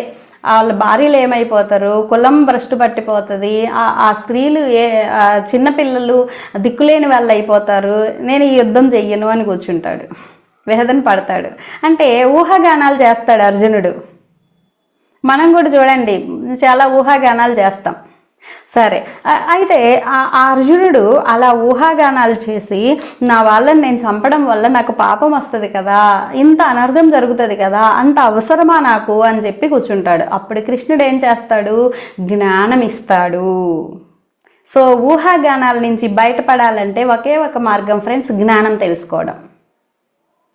ఊహాగానాల నుంచి వచ్చే ఏర్పరచుకునే కలంకాలు, మనకి మనం ఏర్పరచుకునే కలంకాల నుంచి మనం బయటపడాలంటే జ్ఞానాన్ని పొందడం. సో ఇక్కడ ఒక చిన్న ఎగ్జాంపుల్ చెప్తాను. ఈ మధ్య కాలంలోనే వచ్చింది ఒక సిచ్యువేషను. ఒక స్త్రీ ఉందన్నమాట. ఆవిడ ఏంటంటే తన భర్త నాన్ వెజ్ వండమంటాడు. ఈమె ఏం చేసింది, నేను వండనండి అనింది. ఆయనకి కోపం వచ్చింది. కోపం వచ్చి సరే నువ్వు నేను ఇక మీదట భార్య భర్తలం కాదు, నీ గది నీదే, నా గది నాదే, నీకు నాకు రిలేషన్ లేదు, సో నీ పని నువ్వు ఒక సన్యాసినిలాగా ఉండిపో, నేను నాన్ వెజ్ వండమంటే వండనన్నావుగా, ఉండిపో, నీ దారిలో నువ్వు ఉండు అని చెప్పి తనని పక్కన పెట్టేశాడు. అంతే. ఆమె చాలా బాధపడుతుంది, వేదన పడుతుంది. మేడం మరి ఎట్లాగా, ఈ పిల్లల పెళ్ళిళ్ళు అయిపోయిన తర్వాత నువ్వు యోగి సన్యాసినిగా వెళ్ళిపో, నేను నా దారిలో నేను ఉంటాను, ఇంకా నీకు నాకు సంబంధం లేదు అని చెప్పేశాడు. మరి నాన్ వెజ్ వండి పెట్టనా మేడం అని చెప్పి తన బాధ వ్యక్తం చేసింది. సో ఇక్కడ ధర్మం కోసం మనం ఎప్పుడైతే యుద్ధం చేయాల్సి వచ్చిందో అప్పుడు మనం తెలియకుండానే కొన్ని కలంకాలని సృష్టించుకుంటాం. మరి బాధ కదా, ప్రేమగా చూసుకునే భర్త నీ దారి నీది నా దారి నాది అంటే పాపం ఆమెకి ఎంత బాధ వస్తుంది. ఒక కలంకం ఏర్పరచుకుంది కదా ఆవిడ. ఇప్పుడు భర్తని ఎదిరించాలంటే బాధపడుతుంది. ఎందుకు? తన యొక్క ఊహాగానాల వల్ల. అమ్మో రేపు ఏమవుతుందో ఏమో, నా భర్త ఇంకొక పెళ్లి చేసుకుంటాడో ఏమో నన్ను వదిలేసి, అయ్యో నా భర్త నిజంగానే సన్యాసిగా వెళ్ళిపోతాడో ఏమో, ఇలాగా ఊహాగానాలు చేసుకుంటుంది. అప్పుడు ఆవిడికి నువ్వు ఊహాగానాల్లో ఉన్నావు, జ్ఞానం తెలుసుకో, నువ్వు ధర్మం కోసం పోరాటం చేస్తున్నావు కాబట్టి నీకు అలాంటిది ఏమీ జరగదు, నీకు మాస్టర్స్ ప్రొటెక్షన్ ఉంటుందమ్మా, నువ్వేం బెంగపడకు అని చెప్పి తన సోల్ టాక్ చేసుకో అని చెప్పాను. సోల్ టాక్ చేసుకుంది. కొంచెం మార్పు వస్తూ ఉంది మేడం అని చెప్పింది. సో అలాగా మనం ఊహాగానాలు చేసుకొని ఏమైపోతుందో ఏమో అని మనము కలంకాలని సృష్టించుకుంటాం, దుఃఖాలని పెంచుకుంటాం. అయితే మనం ధర్మంలో ఉన్నప్పుడు, ధర్మం కోసం యుద్ధం చేస్తున్నప్పుడు, అర్జునుడు దేనికోసం యుద్ధం చేశాడు? ధర్మం కోసమే కదా, ధర్మం నిలబెట్టడం కోసమే కదా. అయితే ఊహాగానాల్లో నేను యుద్ధం చేయను అన్నాడు. సేమ్ ఈ స్త్రీ కూడా ఊహాగానాలతో నేను యుద్ధం చేయనంది. కానీ అక్కడ నాన్ వెజ్ అంటే హింస కదండి, ఎన్నో జీవులు చనిపోతాయి కదండి, దానికి వ్యతిరేకంగా ఈవిడ పోరాడుతుంది. సో ధర్మం కోసం నువ్వు ఆ కలంకాలని పక్కన పెట్టు, ఊహాగానాలతో నువ్వు ఏర్పరచుకునే కలంకాలని పక్కన పెట్టు, నువ్వు ముందుకెళ్ళి ఏం పర్వాలేదు అని చెప్తే ఆవిడకి కొంత ధైర్యం ఇస్తే ఆవిడ ముందుకెళ్ళింది. సో జ్ఞానం తెలుసుకోవడం, ఆవిడకి ఏం చేశాము? జ్ఞానం ఇచ్చాము అంతే. అర్జునుడికి కృష్ణుడు ఏం చేశాడు? జ్ఞానం ఇచ్చాడు. సో ఊహాగానాలతో ఏర్పరచుకునే కలంకాల నుంచి బయటపడాలంటే ఏం చెయ్యాలి? జ్ఞానం మీద ఫోకస్ చెయ్యాలి. నెక్స్ట్ ఇంకా అపోహలు, భ్రమలు. రకరకాల అపోహల్లో ఉండిపోతాం ఫ్రెండ్స్ మనం. వేరే వాళ్ళు ఏమనుకుంటారో ఏంటో, నాకు సరిగ్గా నాలెడ్జ్ లేదు కదా, వేరే వాళ్ళు ఏమనుకుంటారో, నా బాడీ, నేను నల్లగా ఉన్నాను, నేను సరిగ్గా లేను కదా, నా గురించి ఎవరన్నా ఏమన్నా అనుకుంటారేమో, ఇలా రకరకాల భయాలు ఉంటాయి మనకి. వాటి నుంచి మనమే కలంకాలు ఏర్పరచుకుంటాం. మా ఇంటి పైన ఒక అమ్మాయి ఉంది. అమ్మాయి చాలా పొట్టిగా అలా ఉంటుంది అనమాట. అమ్మాయి అస్సలు బయటికే రాదండి. ఎందుకంటే అందరూ నన్ను ఎగతాళి చేస్తారేమో, నన్ను చూసి నవ్వుకుంటారేమో. భ్రమ కాదా ఇది? అపోహ కదా ఇది? సో ఇది అర్థం కావాలంటే అష్టావక్ర మహర్షిని తీసుకుందాం. అష్టావక్ర మహర్షి ఎప్పుడు తనకి తాను కలంకం ఏర్పరచుకొని ఉండేవాడు. మహాజ్ఞాని. కానీ ఆయన నా శరీరం అష్టవంకరలతో ఉంది కదా, ఈ అష్టవంకరలను చూసి అందరూ నన్ను చూసి నవ్వుతున్నారేమో అన్న అపోహలో ఉండేవారంట, ఒక భ్రమలో ఉండేవారంట. ఒకసారి రాధాదేవి కూడా అలాగే వచ్చి ఆయన్ని చూసి నవ్విందంట. నవ్వగానే ఈ అష్టవకరుడికి ఏంటంటే ఆయన చూసి నవ్వగానే నా శరీరం చూసే నవ్వుతున్నారు అని చెప్పి శాపం ఇచ్చేవాడంట. అయితే రాధాదేవి వచ్చి నవ్వగానే రాధాదేవికి కూడా శాపం ఇవ్వడానికి నీళ్లు తీసుకున్నాడు. వెంటనే కృష్ణుడు వచ్చి ఆగు ఆగు, ఆవిడ అసలు ఎందుకు నవ్వింది తెలుసుకో అన్నారంట.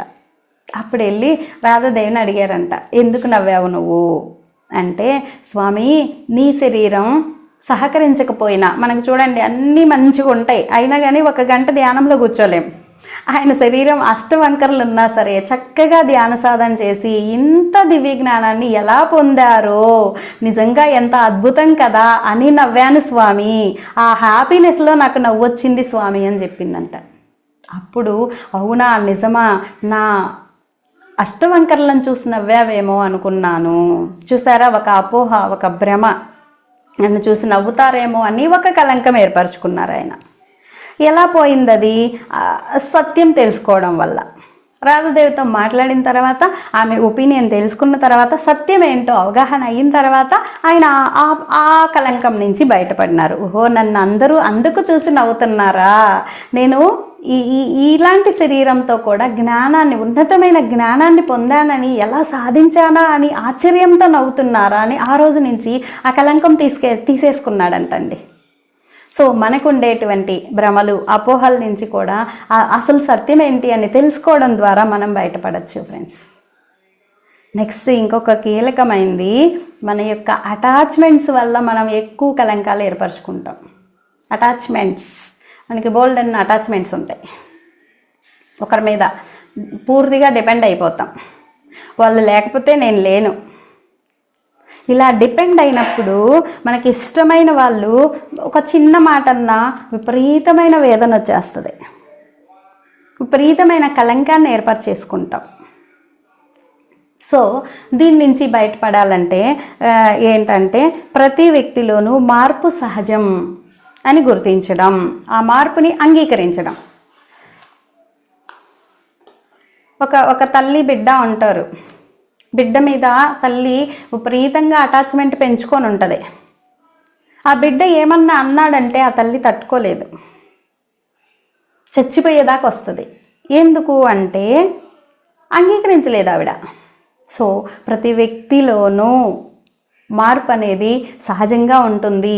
ఆ మార్పుని ఎప్పుడైతే మనం అంగీకరిస్తామో, ఓహో ఆ బిడ్డలో కొన్ని మార్పులు వచ్చాయా, ఇట్స్ ఓకే అని ఆ తల్లి కనుక అనుకుందనుకోండి, ఆ వేదన చెందుతుందే. సో అటాచ్మెంట్స్ వల్ల ఏర్పడే వేదనల వల్ల సూసైడ్లు ఎక్కువ ఉంటాయండి. తర్వాత అవగాహన పెంచుకోవడం, వాళ్ళ పరిస్థితి ఏంటి, వాళ్ళ స్థానంలోకి వెళ్ళి అవగాహన చేసుకోవడం. వాళ్ళ స్థానంలోకి వెళ్ళి మనం ఎప్పుడైతే అవగాహన చేసుకుంటామో, ఇప్పుడు బిడ్డ ఇప్పటి వరకు నువ్వే ఉన్నావు, నీ వెనకాతలే తిరిగాడు, ఇప్పుడు భార్య వచ్చింది, మరి దాన్ని చూసుకోవాలి కదా, కొన్ని మార్పులు సంభవిస్తాయి కదా, అప్పుడున్నట్టే ఇప్పుడు ఉండాలంటే ఎలా ఉంటాడు ఆ బిడ్డ? ఇలాగా ఫ్రెండ్స్ ఎంతో క్లోజ్ అనుకుంటాం, కానీ ఏదో ఒకరోజు ఒక కలంకం ఇస్తారు వాళ్ళు.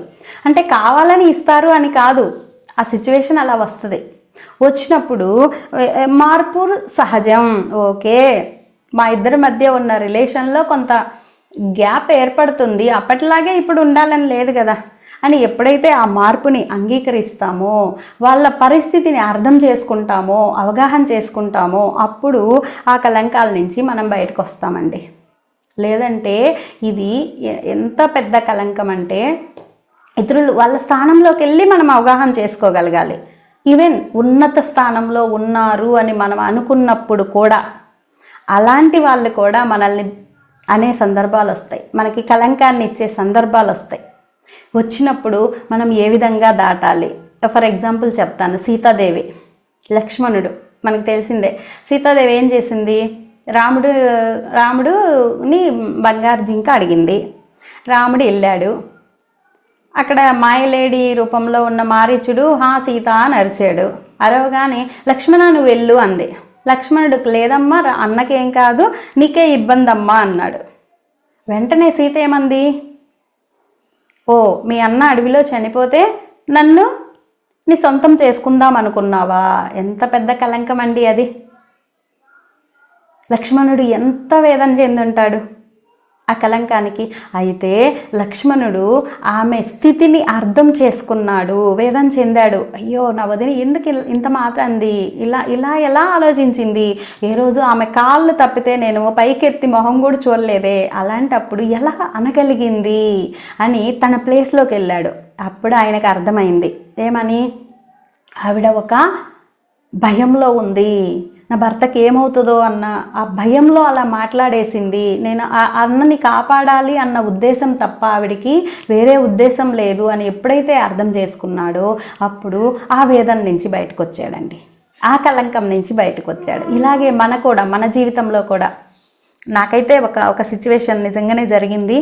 దాదాపు ఒక 3 months అసలు నైట్ మధ్యరాత్రి మెలకు వస్తుందా, ఆ సడన్గా ధ్యానంలో కూర్చుందాం అనుకుంటే విపరీతమైన దుఃఖం వచ్చేది. ఎంత పెద్ద కలంకం మోసానో. దాని నుంచి బయటికి రావడానికి నాకు 3 నెలలు టైం పట్టింది. సార్ ప్రతిరోజు కౌన్సిలింగ్, వీలైనప్పుడల్లా కౌన్సిలింగ్. ఎందుకు అంత బాధపడుతున్నావు, ఎవరి వాస్తవానికి వాళ్ళు కారణం కాబట్టి ఇప్పుడు నువ్వు ఈ కలంకం పెట్టుకున్నావంటే అది నీ వాస్తవం. అవతల వాళ్ళు అన్నారు అంటే అది వాళ్ళకి అర్థం కాలేదు, వాళ్ళ సిచ్యువేషన్ అలాంటిది, వాళ్ళ పరిస్థితిని అర్థం చేసుకో. సీతాదేవి ఎలాగైతే ఒక పరిస్థితిని ఎదుర్కొంటూ ఆ సిచ్యువేషన్లో ఉందో ఆ సిచ్యువేషన్ వల్ల ఆమె అలా మాట్లాడింది. అలాగే నువ్వు కూడా, అంతేకాని నువ్వు కారణం అని వాళ్ళు అన్నంత మాత్రాన అవ్వదు కదా, ఎవరు వాస్తవానికి వాళ్ళు కారణం కదా. నీ వేదనకి నువ్వు కారణం కాబట్టి నీ వేదన నుంచి నువ్వు బయటికి రా. ఇలాగా చాలా కౌన్సిలింగ్ ఇచ్చేస్తారు, అయినా కూడా నా వల్ల కాల.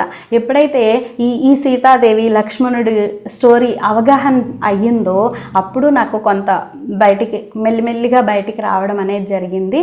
సో ఫ్రెండ్స్, ఇలాగా మనం ఇతరుల మీద ఎక్కువ అటాచ్మెంట్ పెట్టుకోవడం వల్ల వాళ్ళు కదిలితే మనకి బెంగ వస్తుంది, కదిలితే దుఃఖం వస్తుంది.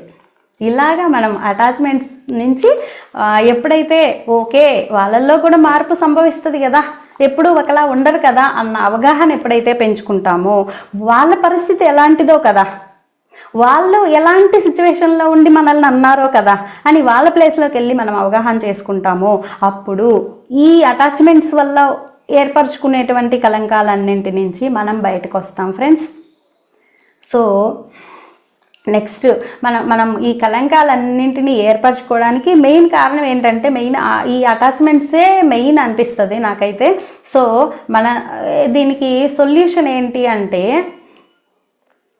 మనసు పాడవడం ప్రధాన కారణం, అంతేనా?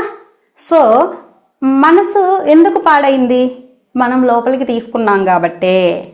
వాళ్ళు అన్నారు, ప్రతిసారి చెప్తుంటారు ఎప్పుడు, వాళ్ళ నోరు వాళ్ళ ఇష్టం, మన చెవులు మన ఇష్టం, నిన్నెవరు తీసుకోమన్నారు అంటారు. వాళ్ళకి నోరు ఉంది కాబట్టి వాళ్ళు ఇష్టం వచ్చినట్టు మాట్లాడారు, నువ్వు ఎందుకు లోపలికి తీసుకున్నావు, నువ్వు లోపలికి తీసుకోవాల్సిన అవసరం లేదు కదా అంటారు. అలాగే జగ్గి వాసుదేవ్ గారు కూడా చెప్తారు, ఎవరైనా మన శరీరానికి పెయిన్ ఇవ్వచ్చు, శరీరానికి గాయపరచగలరు, కానీ మానసికంగా మనల్ని ఎవరు ఏమీ చెయ్యలేరు, గాయపరచలేరు, అది మీకు మీరే చేసుకుంటారు. వాళ్ళు ముళ్ళు ఇచ్చారు, ఆ ముళ్ళు తీసుకొని మీరు గుచ్చుకున్నారు అంటాడు ఆయన. వాళ్ళు ఒక మాట ఇచ్చారు, ఆ మాట ముళ్ళు అనమాట, ఆ ముళ్ళును మనమే తీసుకొని మనమే గుచ్చుకుంటాం. సో తప్పెవరిది? కలంకాలు ఏర్పరచుకోవడానికి రీజన్ ఎవరు? మనమే కదా. ఆ ముళ్ళని మనం ఎందుకు తీసుకోవాలి, మనం ఎందుకు గుచ్చుకోవాలి? సో అలాగా మనల్ని మనం ఎప్పుడైతే ప్రొటెక్ట్ చేసుకుంటామో, ఆ మాటల్ని తీసుకోకుండా ఉండగలుగుతామో అప్పుడు మనము దాని నుంచి బయటపడగలుగుతాం ఫ్రెండ్స్. ఇంకొక చిన్న సిచ్యువేషన్ చెప్తాను. ఒకసారి జనక మహారాజు అష్టవక్ర మహర్షిని అడుగుతాడు, ఎందుకు అసలు మేము ఇంత కలంకాలు తెచ్చిపెట్టుకుంటాము, దీని నుంచి మేము ఎలా బయటపడగలము, అసలు నేను ఎవరు, శరీరాన్నా లేక చైతన్యాన్నా, మరి ఇలాంటి సిచ్యువేషన్, ఇలాంటి కలంకాలన్నింటి నుంచి బయటపడాలంటే మేము ఏం చెయ్యాలి అని అడుగుతాడు. అప్పుడు అష్టవక్ర మహర్షి చెప్తాడనమాట, మహారాజా, నువ్వు ఈ శరీరానివి అనుకుంటున్నావు, నువ్వు ఈ మనసువి అనుకుంటున్నావు, కానీ నువ్వు స్వయంగా సాక్షి చైతన్యానివి. నువ్వు ఒక సాక్షివి మాత్రమేనయ్యా, చైతన్యానివి. ఈ శరీరాన్ని నువ్వు తెచ్చుకున్నావు ఇన్స్ట్రుమెంట్గా, మనసుని నువ్వు తెచ్చుకున్నావు ఇన్స్ట్రుమెంట్గా. దాన్ని ఉపయోగించుకొని పక్కన పెట్టాలి తప్ప అదే నువ్వు అనుకుంటున్నావు. అక్కడే నీకు ప్రాబ్లం వస్తుంది. మనందరి ప్రాబ్లం అదే కదండి. ఈ శరీరమే నేను అనుకుంటున్నాం, ఈ మనసే నేను అనుకుంటున్నాం, దాంతో కనెక్ట్ అయిపోతున్నాం. కానీ నిన్ను నువ్వు ఈ దేహాన్ని, ఈ మనసుని అని వాటితో కలిసిపోకుండా ఎప్పుడైతే చైతన్యంగా చూసుకుంటావో, చైతన్యంగా నిలబడతావో, అప్పుడు నువ్వు ఈ కలంకాలన్నింటినీ అంటించుకోకుండా ఉండగలుగుతావు. నీ ఆత్మ చైతన్యం ఎప్పుడూ కూడా శుద్ధమైందే, అది ఎప్పుడూ సాక్షిగా ఉంటుంది, అది నిత్యము స్వతంత్రంగా ఉంటుంది అని చెప్పి చెప్తాడనమాట. ఇది గనక మీరు అర్థం చేసుకుంటే అప్పుడు మీరు కలంకాల నుంచి బయటకు వస్తారు అని చాలా అష్టావక్ర మహర్షి ఆయనకి జ్ఞానోదయం చేస్తాడు. ఆ తర్వాత అప్పుడు ఆయన ఇవన్నీ విన్న తర్వాత నిశ్చలంగా కూర్చొని కళ్ళు మూసుకొని సాధన చేస్తాడు. ఆ సాధన నేను మళ్ళీ రేపు మధ్యలో ఒకసారి ప్రాక్టీస్ చేపిస్తాను మీకు. ఇప్పుడు సార్ వచ్చున్నారేమో, సార్ వచ్చుంటే సార్ చేపించే సాధనని మనం ప్రాక్టీస్ చేద్దాము. సో ఈలోపు మనం మాట్లాడుకుందామా? సార్ ఉన్నారా చూడండి ఒకసారి.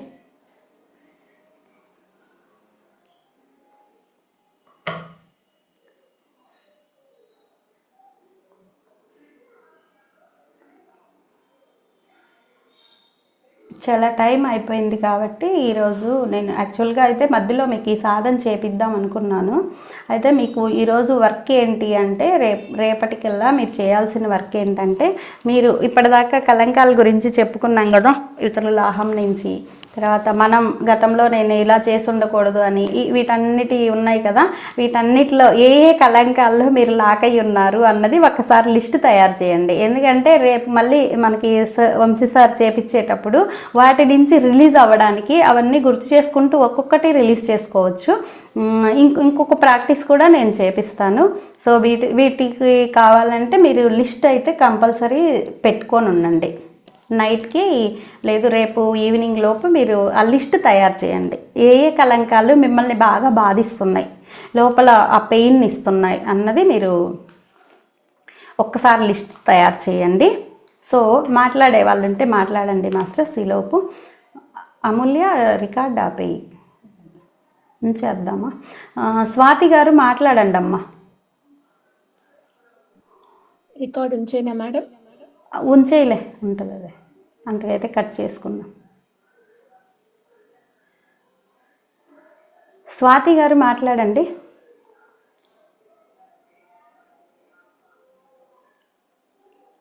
అన్మ్యూట్ ఇచ్చాను చూడండి అమ్మా. సో దీని మీద ఏమన్నా డౌట్స్ ఉన్నా సరే, మీరు ఎక్కడ లాక్ అయ్యారు, ఏంటి, ఎలా అనిపించింది, మీరు షేర్ చేసుకోవచ్చండి. అన్మ్యూట్ ఇవ్వు అమూల్య ఒక్కొక్కరికి. సార్ వచ్చారా సార్? Welcome sir. స్వాతి మాట్లాడు. ఒక చిన్న డౌట్ ఉంది మేడం. ఇందాక రాముని గురించి చెప్పారు కదా, అంటే రాక్షసిని చంపింది కదా, అది ఏ కలంకం మేడం? ఒక్కసారి అది ఒక హెడ్డింగ్ చెప్పరా? దాని కలంకమా? అపరాధ భావన. నేను తప్పు చేశాను అని మనకి మనం ఏర్పరచుకునే అపరాధ భావన. Okay madam, thank you madam. Okay అమ్మా. నెక్స్ట్. ఓకే, అందరూ చాలా అద్భుతంగా చేస్తాను. వింటున్నాను, నేను క్లాస్ వింటున్నాను ఇందాక నుంచి, చాలా బాగుంది. So nice. ఒక గురువుకి ఎప్పుడు సంతోషం వస్తుందో తెలుసా మీకు? ఎప్పుడు వస్తుంది అంటే, ఆ గురువు యొక్క శిష్యుడు లేదా శిష్యురాలు అద్భుతమైన జ్ఞానాన్ని అందిస్తున్నప్పుడు ఆ సంతోషం వస్తుంది. సో నాకు మీ అందరూ ఈ సంతోషాన్ని ఇవ్వాలని నేను కోరుకుంటున్నా. చాలా బాగుంది Haima, congratulations. Thank you sir. అయితే రేపు దానికి సంబంధించిన ఇవాళ లేదా మీ దానికి సంబంధించిన ఎక్సర్సైజ్? ఉంది సార్, టైం అయిపోయింది కదా అని చేపించలేదు. సరే, రేపు పెట్టుకోలే, వాళ్ళ మొదటి రేపు రోజు. పెట్టుకుంటాను.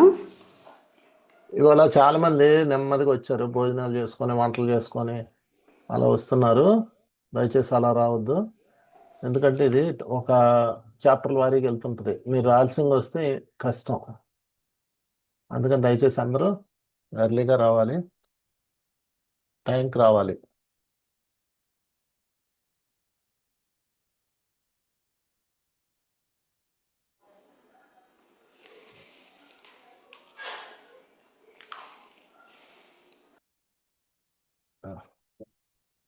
ఈలోపు ఇంకెవరన్నా మాట్లాడించు, ఎవరన్నా మాట్లాడితే నేను వస్తున్నా, ఒక్క నిమిషం.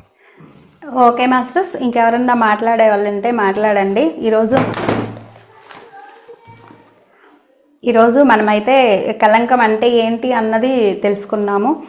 తర్వాత ఈ కలంకాలన్నీ ఎలా ఏర్పరచుకుంటాము, మనకి మనం ఏర్పరచుకునే కలంకాలు ఎలా ఉన్నాయి, మరి ఇతరుల యొక్క చర్యల వల్ల మనం ఏర్పరచుకునే కలంకాలు, వాటి నుంచి ఎలా బయటపడాలి, ఈ టాపిక్స్ అన్నీ మనం కవర్ చేసుకున్నాం ఫ్రెండ్స్. నెక్స్ట్ కలంకాల వల్ల వచ్చేటువంటి దుఃఖాలు, ఈ దుఃఖాలన్నిటినీ క్లియర్ చేసుకుంటే ఇంకా మిగిలేది హ్యాపీనెస్సే కదా, అవునా కదా? ఈ హ్యాపీనెస్, ఈ ఆనందాన్ని మనం పొందాలంటే అసలు ఆనందం ఎన్ని స్థాయిల్లో ఉంటాయి, ఏ స్థాయిల్లో మనం ఈ కలంకాలు ఏర్పరచుకొని దుఃఖాలని పొందుతూ ఉంటాము, ఏ స్థాయిలో ఈ కలంకాలకు అతీతంగా జీవించగలుగుతాము, అవన్నీ రేపు మనం తెలుసుకుంటాము. సో గోపి గారు మాట్లాడండి. Good evening madam. Good evening sir, చెప్పండి. నాకైతే గతంలో జరిగిన బాగా వస్తాయి మేడం, అది డబ్బుల ఫ్రెండ్షిప్ లా ఇది బాగా వస్తుంది. దాంతో కొంచెం అనారోగ్యం కూడా అయింది, మైగ్రేన్ హెడేక్. ఇప్పుడు బయటపడ్డా కానీ టేబుల్ తీసా. ఓకే, చెప్పండి సార్. మన ధ్యానంలోకి వచ్చినాక కొన్ని పడ్డా మేడం, ఇంకా కొన్ని విషయాలు ఉన్నాయి నాకు క్లియర్ కావాలి ఇంకా. ఓకే, ఒక్కసారిగా అవ్వవు కదా, మెల్లిమెల్లిగా క్లియర్ చేసుకుందాం. 90% ఓకే మేడం నేనైతే. ఓకే, వెరీ గుడ్ అండి. మీరు సృష్టించుకున్న కళంకాలు పోవడానికి కొంచెం టైం పడుతుంది అందరికీ. ఇది మీకు భగవంతుడు ఇచ్చిన కర్మ తొందరగా పోద్దేమో, కానీ మీరు సృష్టించుకునే తొందరగా పోవు, ఎందుకంటే మీకు మీరే పెద్ద శత్రువు. కనుక తొందరపడకుండా రోజు సాధన చేయండి. ఇప్పుడు నేను చెప్పే సాధన డైలీ మీరు మెడిటేషన్కి ముందు చేయండి, తర్వాత మేడం ఇచ్చి ఎక్సర్సైజ్ చేయండి. మళ్ళీ ఇప్పుడు మీరు ఏదైతే రాసుకున్నారో అది పదే పదే చెక్ చేసుకోండి. అప్పుడు అందరికీ ఛాన్స్ వస్తుంది, అంటే దాన్ని మార్చుకునే అవకాశం మనకు వస్తుంది. ఇవాళ ఇప్పుడు మీరు ఎప్పటి నుంచి పెట్టుకున్నారు? టీనేజ్లో నుంచి స్టార్ట్ అయినవి. నాకు టీనేజ్లో గర్ల్ ఫ్రెండ్ ఉండేది, ఆ అమ్మాయి పెట్టిన కళంకం వదిలించుకోవడానికి చాన్నాళ్ళు పట్టింది. లవ్ ఫెయిల్ స్టోరీ ఉందన్నమాట నాకు. ఆ తర్వాత సుకన్య మేడం లవ్ చేసి చేసుకున్నాను అనుకోండి, అది వేరే విషయం. అంటే అంత టైం పడుతుంది, ఎందుకంటే మనసు ఒక పట్టాను వంగదు కదా. మన మనసు ఒక పట్టాను వంగేస్తే ఇంకే ప్రాబ్లం లేదు. సో కనుక మిత్రులారా, తొందరపడకండి. మన కళంకాలన్నీ పోయి నిష్కళంకలం అయ్యే దారి వస్తుంది, డోంట్ వర్రీ. సో అందరికీ బాగుంది, చాలా చక్కగా ఉంది. అన్ని కథలు విన్నాను, నేను పని చేసుకుంటూనే క్లాస్ విన్నాను, బాగుంది హైమా. సో మిత్రులారా, ఈరోజు మనం ఏం చేయబోతున్నామంటే నిష్కళంక సాధన చేయబోతున్నాం. నిష్కళంక సాధన, మీ అందరికి ఆరా క్లీనింగ్ ప్రాసెస్ తెలుసు కదా, అలాగే ఇది కొంచెం డిఫరెంట్గా ఉంటుంది అనమాట. అదేమో సూర్యుడి యొక్క గోల్డెన్ ఎనర్జీ ఉంటుంది, ఇదేమో వైట్ ఎనర్జీ, తెల్లటి కాంతులు ద్వారా మనం తీసుకోవాలి. సో మీ అందరికీ ఒకసారి అంటే ఆ భావనగరి ఎగ్జాంపుల్గా చెప్పాను, అది మీ అందరూ ఒక తెల్లటి కాంతితో నిండిన శివలింగాన్ని విజువలైజేషన్ చేసుకోవాలి. ఓకే, ఆ ప్రాసెస్ చేద్దాము. విశ్వం నుంచి ఆ తెల్లటి కాంతులు మీ దగ్గరకు వస్తున్నట్టు విజువలైజేషన్ చేసుకోవాలి. సో అన్నిటికన్నా ముఖ్యమైనది ఏంటంటే ఫస్ట్ మీరు అంగీకరించాలి. ఇందులో గుర్తుపెట్టుకోండి, ఇందులో క్షమించటాలు ఆ తర్వాత ఎక్సెట్రా ఎక్సెట్రా క్షమాపణ అడగటాలు ఉండదు. నీవు క్లీన్ చేసుకోవటమాట. ఓకే, నా బ్యాక్ సైడ్ కనిపిస్తున్న శివలింగాన్ని అందరూ తదేకంగా చూడండి కాసేపు.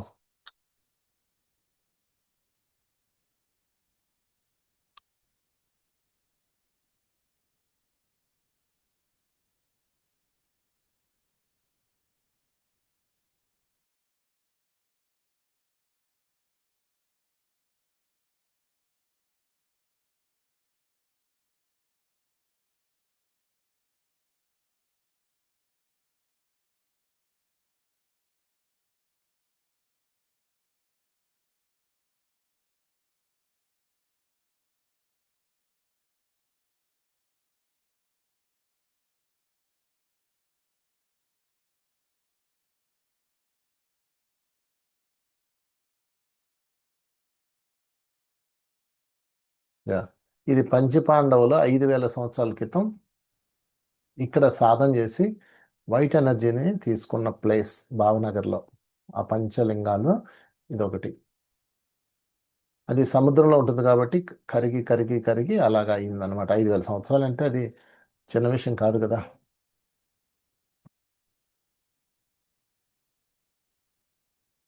ఓకే. యా, ఊరికే దాన్ని అంటే దాని నుంచే ఏదో వచ్చేస్తుందని కాదు, జస్ట్ మీరు దాన్ని అలా చూడండి, ఎందుకంటే దానికి ఆ బ్యాక్గ్రౌండ్ ఉంది కదా.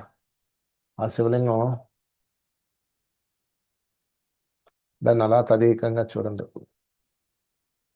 నేను దాని మీద చేసిన వీడియో చూడండి, లేకపోతే భావనగరి అని మీరు ఒకసారి నిష్కళంక మహాదేవ్ అని కొట్టినా వచ్చేస్తుంది యూట్యూబ్లో. తర్వాత దాన్ని చూడండి, దాని అక్కడ ఏముంటుందో అదంతా.